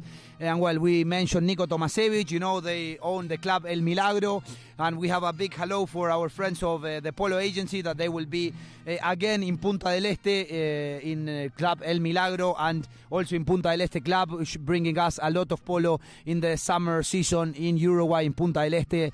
And now soon we will go to Argentina for the best polo in the world, when we see the players of La Fija Sandbox super happy, celebrating. It's a super competitive tournament, and they managed to win all the games. So what a team, La Fija. Yes, Pancho, a dream come true for La Fija Sandbox. They didn't lose any match in the whole, not in the groups, not in the semi-final, not in the final. Sometimes it looks very close. So here they are, the champions and the winner again, a dream come true. And Fran Elizalde a little bit first in the period of the game. He was a little bit sad, of course, he got hit by a ball, swallow arm, but they say it's okay, it's not really broken or something tremendous. But what a replacement by Alfredo Capella, and tremendous power putting into all the action. And Rufino Benzardon with his ice-cold penalties. That's were also some important things, Pancho, with the very good penalty scoring by Rufino Benzardon. Unbelievable. And of course, Nicolas Tomasevich. In the end, he was better and getting a lot of support. And Arthur Madrid, a dream come true to Arthur. And we're going to have, ladies and gentlemen, one of the mans of La Fija, the CEO of the team. We are in hands of Sebas Amaya with Arthur Madrid, the captain, and super happy to winning this trophy. And here we are with the winner. In just a moment, we'll go with the interview when we have there Rafa Begueri celebrating with Arthur Madrid. And let's go and listen to the man. It's very hard to explain. It was a very hard game. Like, still in, you know, like Fran got like hurt, and first Nico and then Fran, and then Capello came in. So you saw like it was very intense for me. Like I've been through a lot of feelings, but now it's the best feeling ever. I can say, like, it's amazing adrenaline. It's been 3 weeks to reach this moment, and so let's celebrate. And we are bringing the cup to La Fija in Argentina. Well done, Arthur. Well done. Go and celebrate with your team. Thank you so much. I want to thank you, of course, l'Open de France, Benoît and Philippe Perrier, and all the people that organize this fabulous tournament, like this amazing show. Like, I want to thank my team. I want to thank my dad who supported me and maybe he's watching now. I want to thank my wife, my kids also that are watching. And then Ava, Elias, I love you. He looks like the Oscar now. But like, and yes, thank you so much. Amazing. Thank you. Thank you, Arthur. Back to you, Pancho. Yeah, happy, more happy, and Arthur Madrid is the climax. So happy. A dream come true for this CEO, for the organization. Bring a great team here on the Open de France by Barnes, and he won it. He just won it. And what a perfect step for La Fija Sandbox. Tremendous final, Pancho. Wonderful final. Yeah, no, I mean, it was definitely the final that we came to see. It's really a lot of excitement until the end. Very, very good polo from both teams. You know, sometimes Team La Fija started really strong. Then we have then Team Mungo had an amazing comeback when everything was darkness in their side because Pierre-Henri was outside the field. There were 3 players against 4. They managed to get the equalizer. They managed to get 2 goals ahead, and then an outstanding comeback by Team La Fija, and they are the new champions of the 2024 Open de France. And we're about to hear another player from La Fija. If I'm not mistaken, it will be the MVP, Rufino Benzadon, that had an outstanding season, an outstanding tournament. We go with Rufino. Thank you, Pancho. We are back here in the tent of La Fija with one of the stars. Is Rufino Benzadon with the perfect English. Come on. No, not at this moment. No. Was so long the game. We started well, then unlucky Fran got hit here, so then Cape had to play instead of him, and an amazing player. But then the other team in the first Chukker they played amazing, and we were without the ball. I don't know how. Then we came back, and we scored like 4 goals, so to take the win. Usually the perfect final is when you beat the other team by 4, 5, 6 goals. Or this is the perfect final when you come back one or 2 times. No, it was very, very close the whole game. We had a lot of opportunities to be by 3 in the first half, and then the other team they came and it was very tough till the end. But it was amazing. I don't know. I didn't see your father, your family here. They might be watching you. Yeah, they are in Argentina. So I'm gonna celebrate with them now when I get back there. Thank you, Rufino. Go and celebrate with your team first and the podium. Thank you very much. Back to you, Pancho. And we are back when we see the Royal Guard here playing the drums in this beautiful venue, the Polo Club Chantilly. The new champion, ladies and gentlemen, is the Team La Fija, and we will soon be with you with the prize given. And as we were mentioning before, we have the best goals now at the moment of the tournament with a beautiful goal of Fran Elizalde here. Yeah, that was a great beginning then. It starts like this. Fran was doing so amazing until that happened with the swallow arm and with the impact and taken over by La Fija Sandbox. That was a great answer, and taking it back for another one, Pancho. Yeah, Rufino Benzadon with the shot, and then the next shot is good, and now we have Ricardo Aitigarros, the danger man for Team Mungo. He got the first goal of the day for his team. When the teams really need him, he appeared. Now we have Fran Elizalde here flying on a breakaway for Team La Fija. He had the time to look back, and he finished with a nice tap. Fran Elizalde had an amazing tournament as well. Well replaced the last 2 Chukkers by Alfredo Capella. Another one, the MVP for me, Rufino Benzadon, played amazing today and had an outstanding season here in France, winning the Gold Cup in Deauville with Talandracas and winning now the French Open. What a season for him, and playing for the Tigers in England. And then the next shot of Ricardo Garros, also another man that had a great season. Aiti Garros finding some space on the right and hitting a beautiful next shot. Here the ball is picked up in the near side, and now again Aiti Garros punching the ball like Maradona with the hand, scoring a nice goal for Team Mungo. And now Pierre-Henri Ngomu with the approach, and the pass is very good for Lolo Bayugar, also a guy that had an amazing final and a great season playing for Mungo from May until now. And this was the final goal of Alfredo Capella to seal the deal with a beautiful neck shot to kill all the expectations of Mungo when with just a few seconds on the clock he get the difference of 2 goals. And let's go to the stats, Alex. Yeah, the field goals are tremendous. Lots of field goals are more or less the same. It's 7 to Mungo and 8 on La Fija, but throw-ins, more wins. It's quite important, of course, that Pancho mentioned, and it's 12 to 8. The fouls, a little bit more on the side of Mungo, of course. We saw some penalties that was so awarded, and 3 out of 3, so no mistake on this side. And 4, 1 scored more, but of course there were more penalties, 2 missed only. We got 1 corner and 2 yellow cards by Pierre-Henri Ngomo. But just to mention and to remember you, at the end of the Chukker number 4, just before the last Chukker, Mungo was leading by 2 goals, and we think, okay, that's it. But the final result, it was 12 to 10. But what a tremendous final Chukker by La Fija Sandbox, and of course by Alfredo Capella, who's pushing on the power, incredible, and coming over like an alien, I would say. It's I'm sorry to say this was unbelievable and incredible how Alfredo Capella came into this match. As we're seeing now, the prize giving of the mini Open de France, all the kids that were participating. It's super good to see the new generations that are giving their first steps here in France.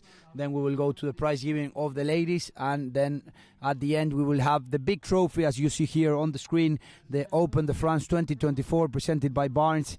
It will be in hands of Team La Fija. And well, the prizes we will let you know now in a few seconds, but we have a few awards. The best playing pony on the Argentine breeding side will be Gete Astrid, ridden by Rufino Benzadon, and the best playing pony of the tournament by the club will be Oriental Griega, the mare of Lolo Bayugar. When we just saw Patrick, the father of Ulises, we sent him a big hello because he had an accident, and hopefully he will be soon on the polo field. Also a man that puts a lot of efforts, usually always puts a team in this tournament. I think it's the first time they get to the final, and they must be proud because their players played had an outstanding level, and also his son is playing really, really good, a young player from France doing really, really good and improving in this type of tournament that is super, super competitive. So they must be very happy, and I'm sure they will come back next year a bit stronger. Yeah, and let me say also a word, because the umpires are coming closer, and we had a fantastic umpire, a great decision, and they kept everything in the green zone. It's so important to have the best of the best here, and I think Pancho, you will agree, the umpires are so important and did a great job, and it's good to have them here. No, for sure. It's not an easy job. When you do things wrong, no one notices, and when you make a mistake, you are basically on the scene.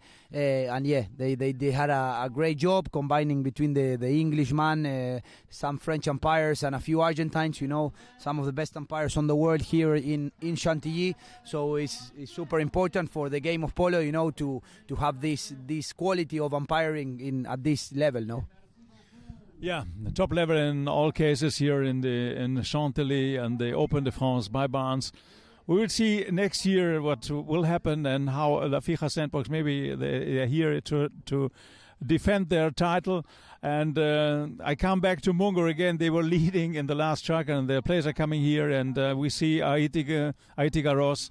And you're right, he's not wearing gloves, but he's sad now a little bit, but he this is the future. I mean, this is the future of polo, coming from Argentina. What a professional, what a great player. Everybody's talking about Ricardo Aiti Garros, and I hope you agree.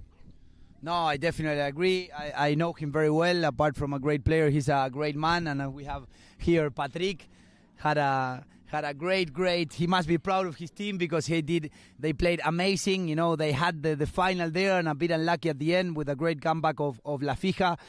But they must be very happy. And yeah, a word of Aiti Garros. He had an amazing season. It's a guy that works super hard and puts a lot of efforts to try to be better mounted every year and showing all his talented. And it's a guy that when the pressure is there, he definitely reacts. Not all the players are like this. So he's having a great season. So very, very happy for him. And now we have the champions here on the card going to the prize giving. And we will go with a commercial break of the second best tournament of this club. Is the Nations Cup. It's a clip of the 2025, the tournament that will be played next year. It's called the Polo Nations Cup.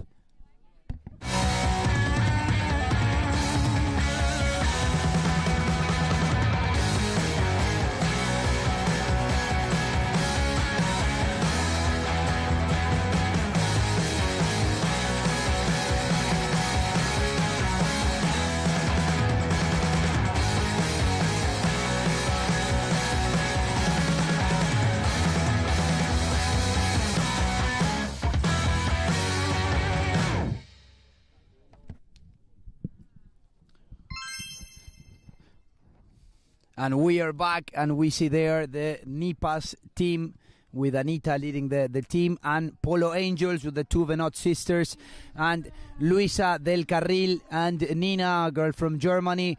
And we have, of course, one of the best players in the world is Hazel Jackson, the number 4 for Nipas. They also had a great tournament.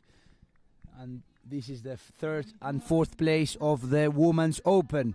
And now we see on the camera the champions of the day. We have Fran Elizalde, Rufino Benzadón, Artur Madrid, Nico Tomasevich, and the substitute that he had a great game is Alfredo Capella. Had an outstanding game, sealing the deal for Team La Fija with a beautiful neck shot. What a game of polo we had today, ladies and gentlemen. As we see here, players are saying hi to each other. Most of these players know each other very well. They are friends. So it's super nice to see them. We had a really clean game. A bit unlucky by Pierre-Henri. He had those 2 yellow cards, but nothing. It was definitely not an intention. A bit unlucky, and of course the rules are the rules. But it's super nice to see all these players, saying hi to each other, and of course competing really strong on the field. But they all get along very well outside the field, and it's very good to see this for the sake of the sport, no? Yeah, Artur Madrid will keep the smile, I guess, 1 year because he's smiling and happy, and Artur Madrid. And 3 French players in this final. It's also something special. So you see the tremendous effort and the comeback of the French players. And we got, of course, Pedrito Ngomo. Pierre-Henri was playing a brilliant tournament. Ulysses Eisenstetter is a wonderful player. And it's also the future of the French polo. And as you see, Artur Madrid is an unbelievable player and so happy. And 3 players in the final. Yeah. 3 French players on the final. Super important for France, of course. And 5 Argentines, showing how all the Argentines are playing, usually abroad, and doing, having a great level all around the world. We see here the MVP, most valuable player, Rufino Benzadón. He had an outstanding season, playing very good for the Indian Tigers in England alongside Subia. Then they had the chance to go to Deauville. They didn't have the best silver cup, but they managed to win the gold cup, having a great tournament. And now here, finishing the European season, winning the Open de France, is the best you can wish, starting the year. Ricardo Barros, there we see Fran Elizalde, and something to take into consideration that you mentioned at the beginning of the transmission. This Tuesday, these 2 men that we see on the screen, Rufino Benzadón will play for Clia La Dolfina, will face Fran Elizalde playing for La H at the beginning of the Hurlingham Open. Now we see Millie Hein winning the Women French Open, also had a great tournament, winning all their games for Yves Delorme alongside Margot. And very well mounted, riding the horses of Brio Ribou, a French player here of 6 goals. Usually brings a lot of good horses into the table, and Millie Hein was very well mounted. And we see here the president of the club. We have also there Philippe Perrier, Benoit Perrier. They're part of the organization. They do a great job. It's not easy, 1,200 horses in the property. It's not easy to manage. You have Amber there, and the women's for the women's final, they were they remained second. She was playing alongside Lia Salvo. And I was saying, it's not easy to organize this whole month of polo. You have a lot of polo, a lot of things going on. You have the 4-goal tournament, you have the Women's Open, you have the 8-goal tournament, the Trofeo Castel, that is about to start. in just a few minutes here at our back in field number 2, and we will bring all the action as well of that tournament. And then, of course, the Open de France, 16 teams of 16 goals. It's not easy at all to manage, so well done by all the organization. All the players, as we see, they are safe, horses are safe, that's the most important. And well, hopefully all these teams and even more will come back next year. Yeah, around 1,400 horses here, unbelievable, spectacular and unique for continental Europe. So we're having a great atmosphere. That's also so important between all the players. And of course, don't forget, by Standing Rock, we do have a Fairness Cup. It's a new idea by Philipp Müller, and we will have also the decision of the Fairness Cup. We will see and watch out which team will receive and which player is a special honor of the Fairness Cup. It's also very important to respect the other player, the opponent player, the umpire, and of course everybody. So it's so important and a great idea by Philipp Müller. So the champions, maybe Pancho, do you know them? Yeah, these are the runners-up of the Women's Open. We have Lia Salvo, that always playing at a great level. Then you have Mendoza Huben from the Netherlands. Then we have Paloma Lauro from Luxembourg, and we have Ambre Poix, I think is the surname. Sorry if I pronounce it wrong, but yeah, well, we just see her. We see them all on the screen. They are the runners-up of the Women's Open de France here in Chantilly. 8 teams were also dreaming to be there, and only 2 teams arrived to the finals, and they remain second, so what a tournament for them.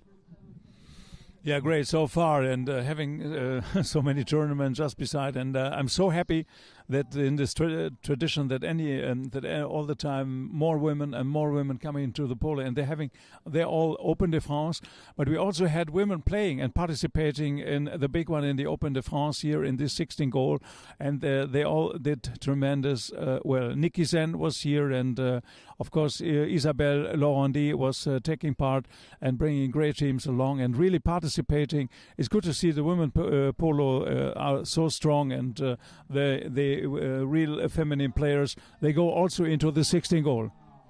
Yeah, it's super impressive to see women playing in the mixed Open de France, as we were mentioning.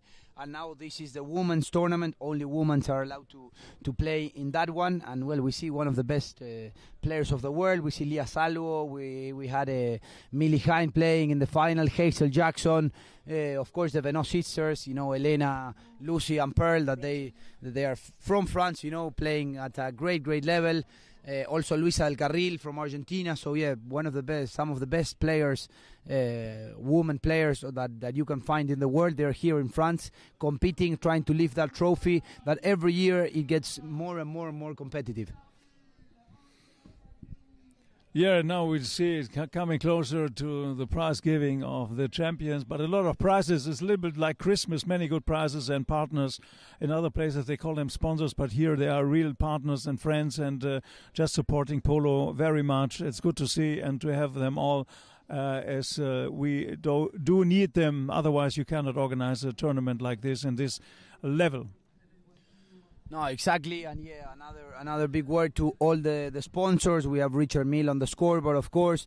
Then Barnes, as we mentioned, they are focused on real estate, on high-end properties such as chateaus, big farms and big properties related to equine services as well with horses. So well, we talk to their representatives, and they're very happy to be participating here in polo. So well, hopefully we will see them in the next years here in the polo of France. They're very important. We see there also Richard Mille, as we mentioned, and well, all the sponsors that make this tournament even greater every year.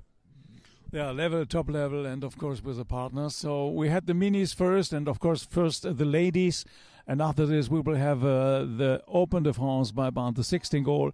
And I remind you that we had 16 teams playing in 4 groups, battling, and that was so close in some groups. We got all in all, I think, 6 or 7 overtimes with golden goal. And please remember, even in this one, in the final, in the big one, it was very close. And I remember that after the Chukker number 4, that Mungo was leading by 2 goals, 10-8, and turned again. A tremendous, dramatic tournament. and so fine. All horses, that's also a very important information. All horses are fine of the tournament. It's also so good to say. And we got two injured players, Alejandro Mucio, with a real broken hand, and he needs to recover 3 weeks.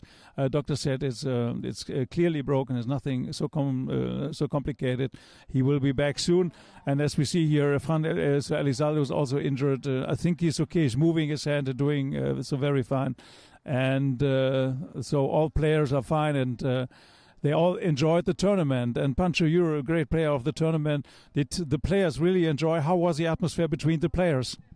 No, it was very good. Of course, super competitive. It's not easy to arrive well, usually at the end of the season with the horses. So, in my opinion, the teams that really are well organized and can arrive really well with their horses, they have a bit of an advantage there. But no, you have I think if I am not mistaken, 12 players that play the Argentine Open were playing this tournament. And a lot of players, upcoming players, that maybe we will see them later playing the Open or in the best tournaments around the world, are playing in this tournament. Also, organizations that play the high goal in England come and play this tournament. So it's super prestigious tournament. Every player wants to win it. It gets even more competitive each year. So yeah, it's amazing to be here, be part of this polo at such a level here in France, you know. And it's about to start 3 o'clock, the Trophée Castel. It's also another big important tournament here, the 8-goal tournament. And we have the team of La Esperanza Mendoza with Jean-Edouard Massery, Ladislas Le Tourneur, Jules de Goban and Clement Delfos.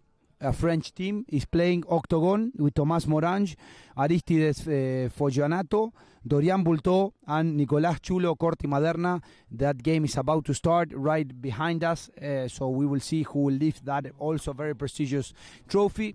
When we see Mili Hain here receiving the best playing polo, as we were mentioning, there we see Brio Rigaud on the screen alongside the grooms, you know, Chino and Nico. They do a great job to look after these horses very well. I think it's a gelding out of Brio, super good horse. And as we see the women's tournament, it's improving a lot on the level, not just on the players but also on the horses. We see amazing horses playing with the ladies, and this is very good for the sport.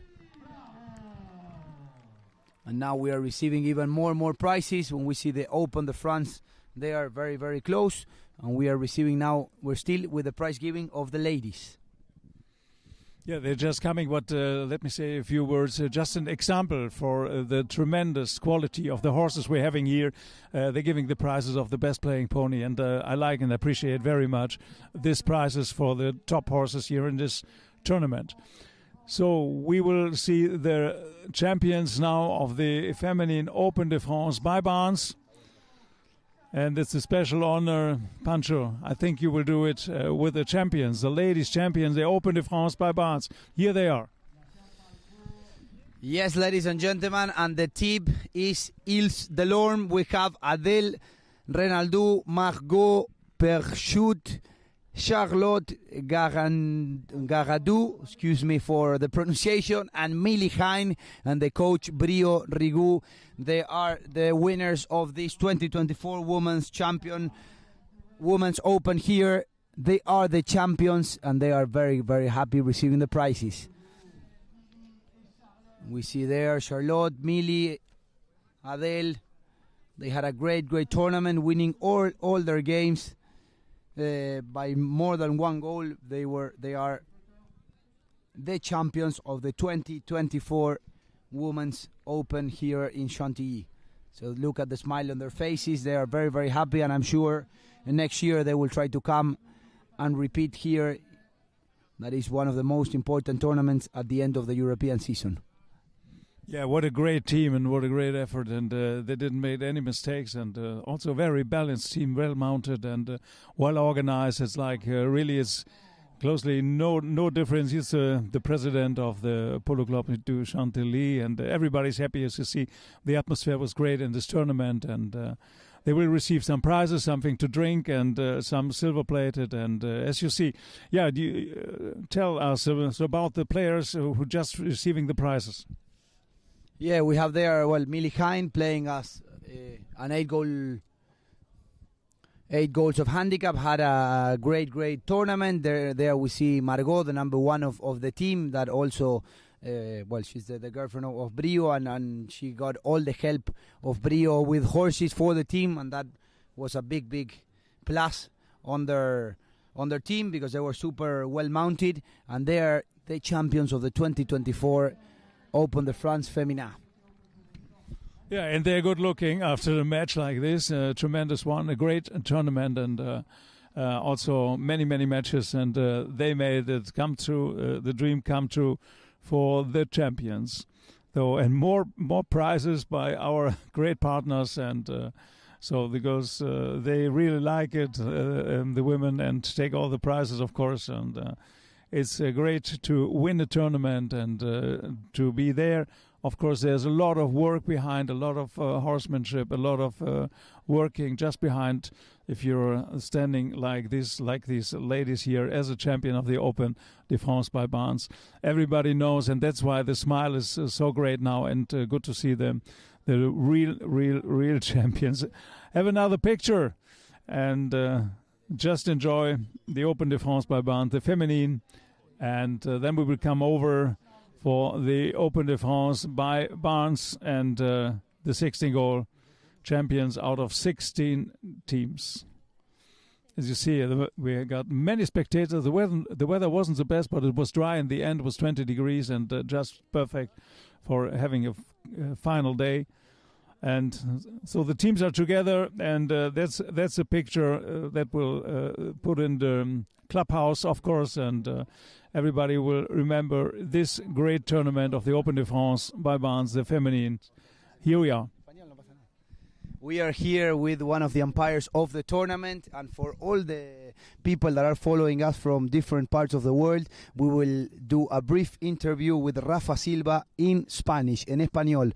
Rafa, ¿cómo viste el torneo, el nivel de los caballos, los equipos, y bueno, qué se siente estar acá en Francia, que ya venís hace varios años, ¿no? Sí, la verdad que ya es el número 8 Open de France que estamos participando, y es impresionante lo que ha crecido. Yo me acuerdo del primer Open de France que vine, eran 6 equipos, y ya estamos en 18, este año 16, cada vez más competitivo, jugadores de gran nivel como Nico Pieres, como Fran Elizalde, Vino Rufino. Creo que eso le da un nivel impresionante al polo, pero la verdad que muy contento, las canchas bien, el tiempo nos ayudó más o menos, pero igual, se vio muy buen polo y muy competitivo. La verdad que, y una sorpresa, un equipo como Mungo estar a donde llegó, y me parece que eso le hace muy bien al polo francés. La verdad que sí, concuerdo Rafa, así que bueno, un placer tenerte acá, y bueno, se viene la temporada argentina, ya estás por pegar la vuelta, ¿no? Sí, ya se viene, mejor dicho, ya arrancó, ¿no? Ya están a full por allá, y siempre estamos en contacto con la asociación y con los chicos, así que de primera el polo argentino se viene a fondo. Yo todavía me queda un poquito más, voy un mes más, ahora me queda octubre en Barralina, pero vuelvo para el 1 de noviembre. Así que bueno, un abrazo a todos y gracias. Buenísimo, gracias Rafa. And bueno, we are back and we have the champions of the 2024 Women's Open de France is the Keep Yves Delorme. Look at the happy faces of these girls lifting up the trophy. And in just a moment, we're going to have the prize giving of the men, the team Mungo and La Fija that had an outstanding tournament. But well, first the girls, they're super happy. I'm sure they will celebrate tonight. And it's very good for Polo to see all these girls playing here alongside the boys as well in this amazing month of Polo here in September with more than 1,400 horses in the property. It's quite unique around the world, not Alex? Oh yeah, that's it, of course, and it's not like a Hollywood movie and this is the end and everybody's smiling, is dancing. It's real, it's Polo Live, it's pololine.tv. And it's Polo Live at the best, and we are transmitting live all over the planet, and of course in Argentina the Open and all the great tournaments, and as well the Open de France by Barnes, and so good to see. And now we will come closer, Pancho. Ladies are collecting, and I think they need like a pull for 8 arms just to take all the presents on the prizes, get away. There are a lot of partners here, and everybody's giving a lot of presents and prizes and whatever. So it's very difficult. They have more difficult to take all the prizes away than to win the tournament. Yeah. They are, bueno, as we were mentioning, we have a lot of sponsors, and a lot of prizes in this very prestigious tournament. And yeah, the girls there receiving a bit of help when we have the royal band here playing a bit of a song. And in just a moment, we're going to have the first and second of the 2024 Open de France. The team Mungo end up second, and the champion is the team La Fija. They had a great tournament. They remain undefeated, and there we have the very prestigious trophy. Last year was the Kazakh was the winner of that tournament. If I don't make a mistake, the year before was La Magdalene. So super amazing teams and great organizations come from different parts of the world, and they try to lift the trophy. And this year the winner is La Fija. Yeah, like key personaje Rafa Silva just said, we had so many great players, and of course playing in the Open, like Nicolas Pieris last year, winner with Kazakh, and we got them all here. Is so tremendous well, and I hope you watch many of these fantastic games also in the groups, and it was really outstanding level. It's 16 polo, but all the experts said because due of the horses and the players and the combination, the organization, maybe it was a little bit more than sometimes on the field. So we are about to start now with players are coming closer, and with the Open de France by Barnes. And what a great final we saw. It's not on any corner. It's just here in the Open de France by Barnes. And I hope you saw this final. If not, you missed something. Of course, we transmit it. It's only one time live and direct, but you can see it all the time with pololine.tv. And we're about to start. The presentation is just organized for the heroes of the final. And we will see Mungo coming first, and then, of course, the champions, the new champions, La Fija Sandbox. As Arthur Madrid got a live phone call at the moment, and he's smiling, and this will come. You will see him at the prize giving with a great smile. And it's a royal orchestra here in France, doing it very officially. As you see, it's a great organization, it's a great show, and it's a great program we're having here. So we try to find more interview partners, so just stay tuned. Yeah, Raja Karim, we were impressed of his team effort, his organization, and how he's one of the amateur who impressed us very much, Pancho, I would say, and doing a great tournament, many very good penalties, and we are a fan of this man here, Raja Karim. Yes, Raja had a great tournament with his team Klinova. It's a man that has been playing this tournament for a few years. So Raja is very great to, we're very happy to have you here in Polo Line. And well, how did you see the tournament? So the French Open, I feel like, is one of the best tournaments in Europe, if not the best. And I think it was another great tournament. 16 teams with some of the world's best players. You saw Fran Elizalde today, Rafinha, Bensadon, Capella. It seems to attract the best players, and increasingly the best horses are making their way down here in Chantilly. So, yeah, the tournament is great.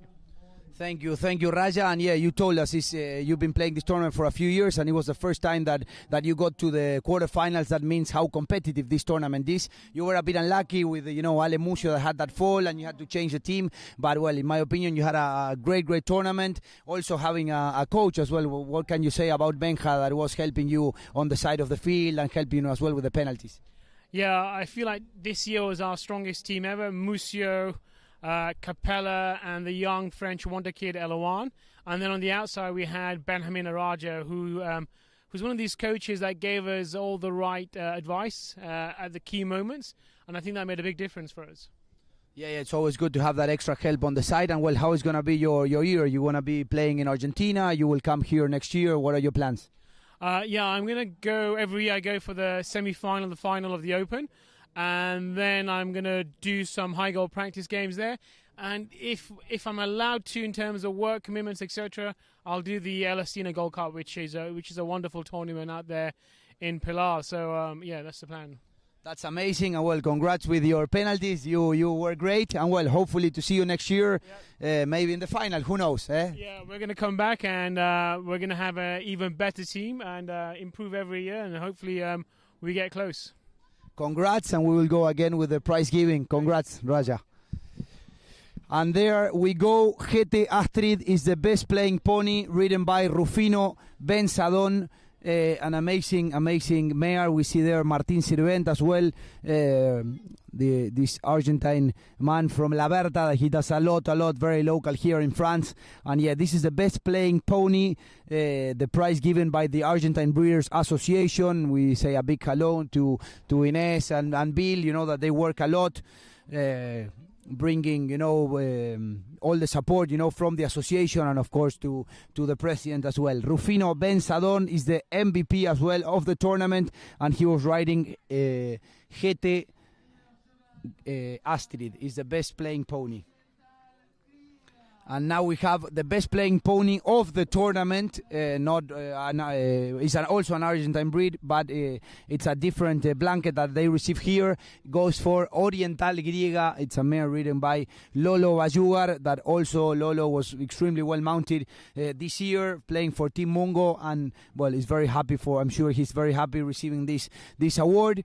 And also, well, a big mention to all the grooms. As we say, they wake up every day very early in the morning to feed these horses, to brush them, and to make sure that they are in great conditions. As you see, the grooms of Lolo, we have a lot of grooms here, you know, putting a lot of effort to have these horses in great conditions. Is the best level of Europe at the moment. So we have some of the best horses playing here in France, and of course some of the best grooms. Most of them are Argentine, so it's very good for them. And as a player, you know, sometimes of course it's good to receive the most valuable player, but we play polo because we love the horses. So if you ask probably most of the players, this is one of the prizes they want to get, because it takes a lot of effort to get horses in these conditions and at this level, and it's super competitive. So it's a very important prize to receive the best playing pony award.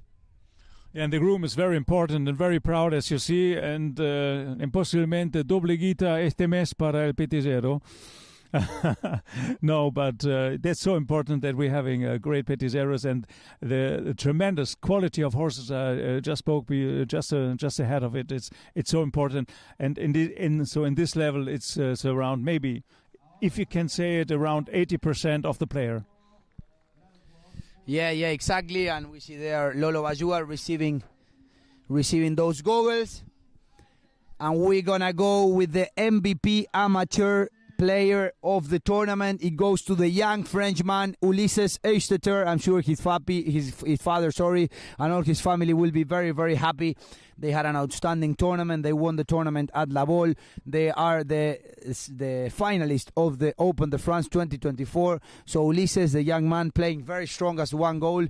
I'm sure he will be very happy. And next year they will try to come even stronger to try to win the trophy. I think it's the first time they get to the final in this super tough tournament. So chapeau for them. You know, it's an organization they've been working for many years, you know, getting better horses and playing every tournament basically that there is in France. You see Mungo Polo team in there, so well done for them, Patrick and all the family. We agree so completely with this prize, and vote for the best amateur player, and a best amateur player playing like a professional, maybe we can say it like this. And Ulisses Eisenstetter is replacing his father, is still injured, but we saw him here, so he's smiling because his son did so tremendous well, and out of 16 teams to come into a great final and leading close to the end by 2 goals, and that was a tragedy maybe in the end, but however, a great player.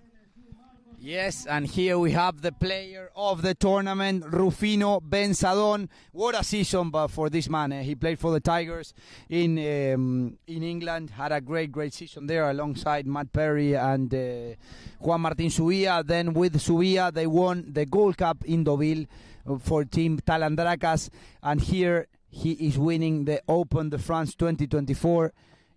for Team La Fija. What a player of 7 goals. Probably his handicap might change because he's playing really, really well. He had a great season. So congrats, Rufino. He had a great season. So happy for him. And well, in just 2 days, he will be playing against his teammate. He will be playing for Cría La Dolfina alongside Diego Cabana, Jejo Taranco, and Bauti Bayugar. And he will be playing against Team La H with Hilario Ulloa, Polito Pieres, Tomás Panelo, and his teammate Fran Elizalde. Here we see the runners-up. They must be very happy. Of course, now it's close to the game. Probably, they don't realize what they've achieved, but to get to the final of the Open de France is definitely a big achievement. And we have here, this is also a very important prize by Standing Rock, Philip Muller. He is giving the Fair Play Award. Here we see also Peter Wright on the left. As we see here, Mungo getting the Standing Rock Fair Play Award. This is a great idea and a great prize that Philip Muller from Standing Rock is giving. It basically for the team that was the most fair on the field, with the umpires, with the team, with the teammates along the against the other players as well. So they received the Fair Play Award. It's super good for the sport, and well done, Mungo, for winning this award.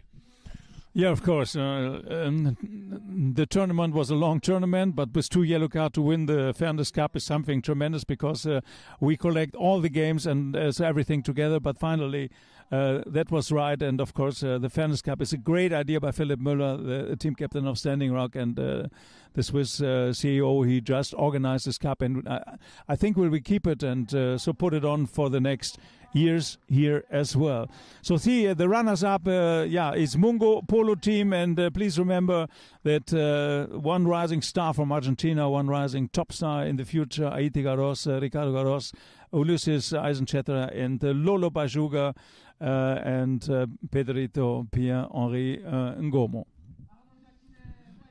Exactly. They are receiving now the prizes. They are the finalists of this 2024 Open de France. So well done for them. They will be very happy. And now they will send their horses to rest. And I'm sure next season they will come very strong and try to win the title. That is not an easy job at all. 16 teams were fighting, dreaming to be today standing in the podium, and only 2 teams were able to do that. One team is Mungo. The other team, we will see them in just a moment, is the team of La Fija, that they are the champions. We see now people from the sponsors giving the prizes to the players, and there on our left we see this prestigious trophy, the Open de France, that many teams fight to try to win that trophy, and is one of the most prestigious tournaments of the European calendar. Of course, we have the Queen's Cup and Gold Cup in England. We have the tournaments in Sotogrande, very prestigious. We have, of course, Deauville and many places. But, well, definitely, if you ask any of the top players, one of the 4 best tournaments in Europe, without a doubt, they will answer Open de France in Chantilly in September. So, well, hopefully next year we have even more teams that come. But 16 is not too bad, eh? Not too bad. It's great. And, of course, please remember that Mungo got 14 teams behind them. 14 teams are just behind Mungo. So they can be proud, and what a great effort. And I think, hope they will stay together like this, because it's a great combination with one of the top rising stars in Argentina, with Ricardo Garros, and of course with the young French player. It's also good and great future. They're all on the way up, and so let's see. And even Pierre-Henri Ngomo, with 38 years, he is doing tremendous, and great organization, and he's a piloto, is a coach of so many young players. And here they are together with Lolo Bajuga, who really impressed us. Lolo Bajuga, that's the team Mungo, ladies and gentlemen. Here they are. A little bit sad, of course, because they lost. And please remember, end of the Chukker number 4, it was 10-8 in favor of Mungo. Great comeback and a great team, and a great spirit in the team. That's I have to say. And even before all the matches, we are crossing always by, and we have a little words with the players, and they had always a great spirit in the team of Mungo. And there we have, ladies and gentlemen, the champions. Look at the smile in their faces. Artur Madrid, Rufino Benzadón, Nico Tomasevich, Fran Elizalde, and of course Alfredo Capella. Not easy at all to enter in such a final in the last 2 Chukkers. and they managed to, Mungo managed to come back, and then at the end, amazing neck shot by Alfredo Capella to seal the deal. And this, for me, probably the two best players of each team, Rufino Benzadón and Haiti Garros. And there, we just talked with Rafa Silva, and we see the umpires here from right to left. We have Peter Wright, Ben Turner, Gonzalo Lopez Vargas, Rafa Silva, Ben Judge, I think is his name, and then Jason Dixon. They all had an amazing, they did an amazing job. It's not easy, as we always say, to be an umpire, but we have here some of the best umpires of the world, and this also helps for the tournament to be one of the best tournaments in the European calendar, because if you have the right umpires, that helps definitely to have the best polo to be played, no? Yeah, of course, a certain level, the players are level, and the horses, and this level by the umpires was so amazing. It was clear. So decisions, everybody understand what happened and what's going on ground. The player trusts the umpires, and they know when they're blowing the whistle and when not. If not, so that it's a great combination, and it's part of the organization here that they put the best umpires together. And I received many phone calls in other parts of Europe. They are really on demand of good umpires because they were all here. Yeah, exactly. So congrats to the organization in calling all these very good umpires. So well done for them, and it's nice to see the English umpires combining with the Argentines, and also we saw some French umpires doing, of course, their first steps in the high goal. So it's very good for French polo, for those new umpires to try to get that experience in this type of level, alongside the best umpires of the world. No, as we see here, a lot of crowd came to Chantilly. We were very lucky that we didn't have rain on the game. We had a bit of rain in the morning, but the field was in great conditions. It broke a bit considerably with the amount of games and the water we had last night. So congrats to the organization, because the field played really, really good. Yeah. And the best promotion for polo, it's our tournaments like this, an organization like this, but we're going to start with the champions. And this year, in the 24th edition of the Open de France by Barnes, ladies and gentlemen, it will be close to the prize giving and taking over the big one, the cup, the Open de France Cup by Barnes. We're close with the team, with the champions this year. They're coming closer. It's La Fija Sandbox. Ladies and gentlemen, the champions of the Open de France 2024 are on the podium. We have from left to right Artur Madrid, Nico Tomasevich, this young man, Argentine, Rufino Benzadón, Fran Elizalde, and the substitute Alfredo Capella. He had a great tournament for Team Klinova, and that's the trophy. 16 teams were fighting to get to this moment. Only 2 arrived to the final, and only one he will be in charge of lifting this amazing and beautiful trophy here in Paris. To play 50 minutes from Paris is something very, very special. Artur Madrid, the captain, as we say, Nico Tomasevich, Rufino Benzadón, Fran Elizalde, and Alfredo Capella that entered replacing Francisco Elizalde. We're very happy to see Fran there on the podium. I'm sure he will recover. He had a bit of a cut because he got hit by the ball. And they are the champions of the 2024 edition of this Open de France presented by Barnes. Yeah, maybe we change the emoji of smile because with the face of Artur Madrid, because it's more smile. Unbelievable how happy they are, and look at this. They're really exhausted, and they can't believe maybe a little bit what they've done. They've done a tremendous tournament. No mistake, no game lost. Everything was just perfect until the end. They were leading back in this one, and everybody thought, 2 goals just ahead of the last Chukker. But then finally a tremendous comeback, and they had this the tragedy, of course, with Fran Elizalde, but he looks okay. And but what a tremendous replacement! And they choose the right player, Alfredo Capello. Have a look in this. And there we see Artur Madrid. Look at the smile that he has on the face. And La Fija, it's as we were mentioning, it's a club from Argentina.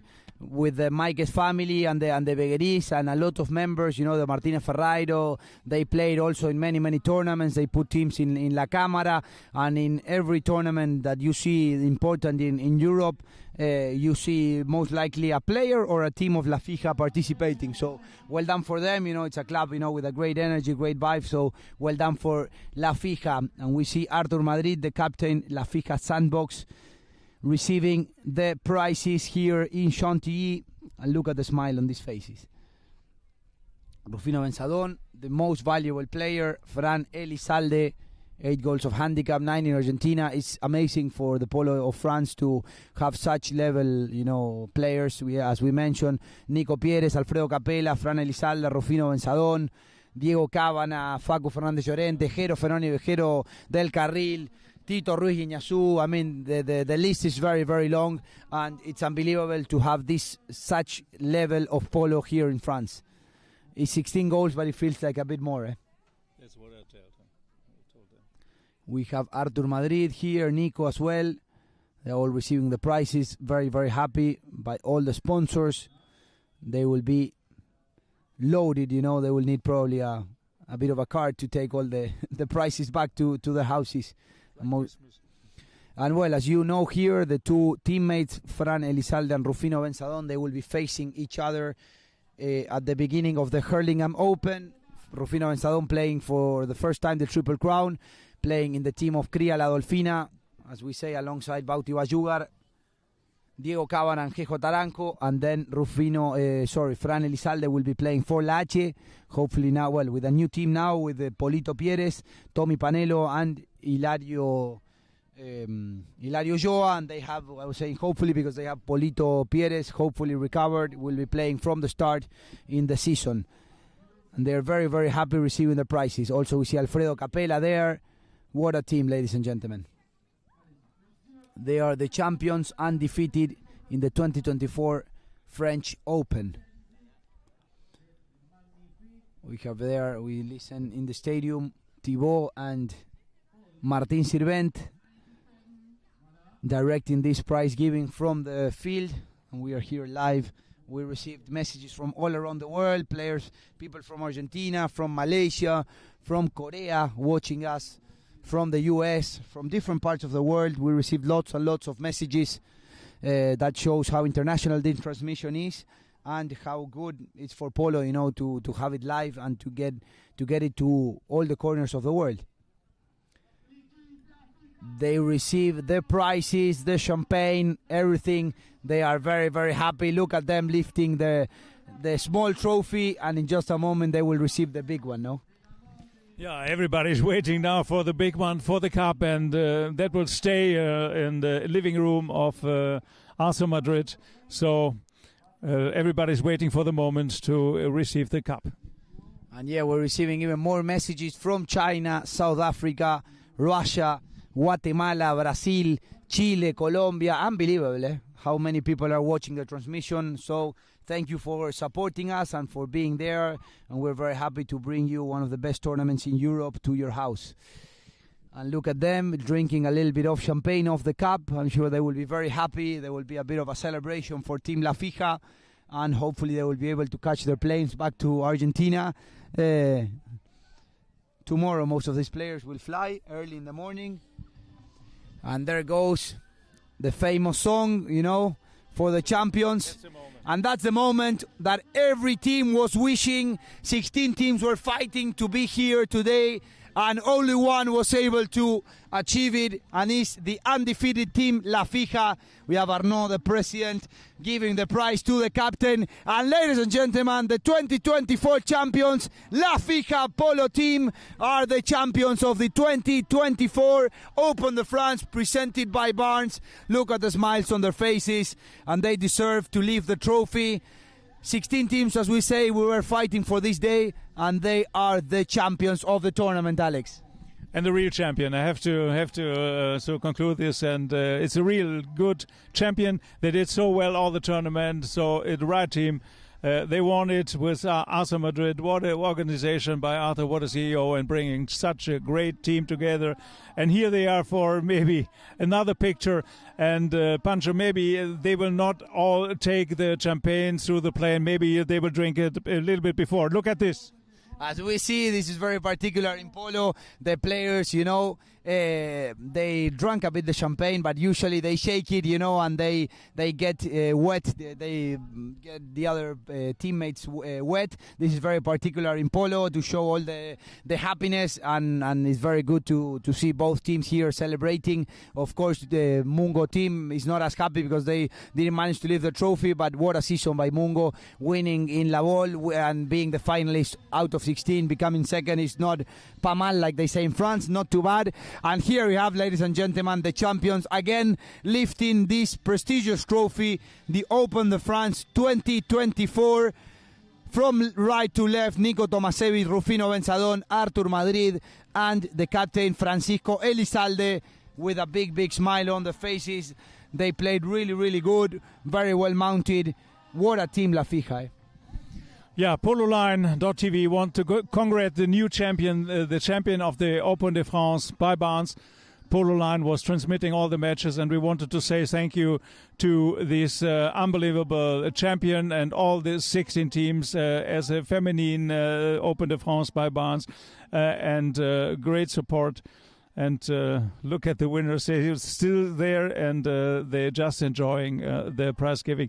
Maybe Pancho, we will join a little bit. This ceremony and this party was a great opportunity for me, just being part of it. And with you, Pancho, you're a real expert, and you know the world of polo. You participate in this tournament, and such a pleasure, and to be here with PoloLine.tv with you. Thank you so much. Thank you, Alex. Again, I joined a bit at the end because, I was also playing the tournament. But, such a pleasure. And thank you again, Sebas, and all the team of PoloLine. Also, a big thanks to all the group, to have this live in your house. There's a lot of people also working, in different corners of the field, in the tower with all the cameras. So, Marianito, all the guys here at the background, a big thanks to all of you. And Sebas, again, for trusting in us. And, for me as well, being a player and it's a pleasure to be here, trying to show you what's happening, putting a bit of passion. Also, Alex, a pleasure being here. And we will see you again, hopefully soon, in the next transmissions. Un abrazo para todos, and we see you next time.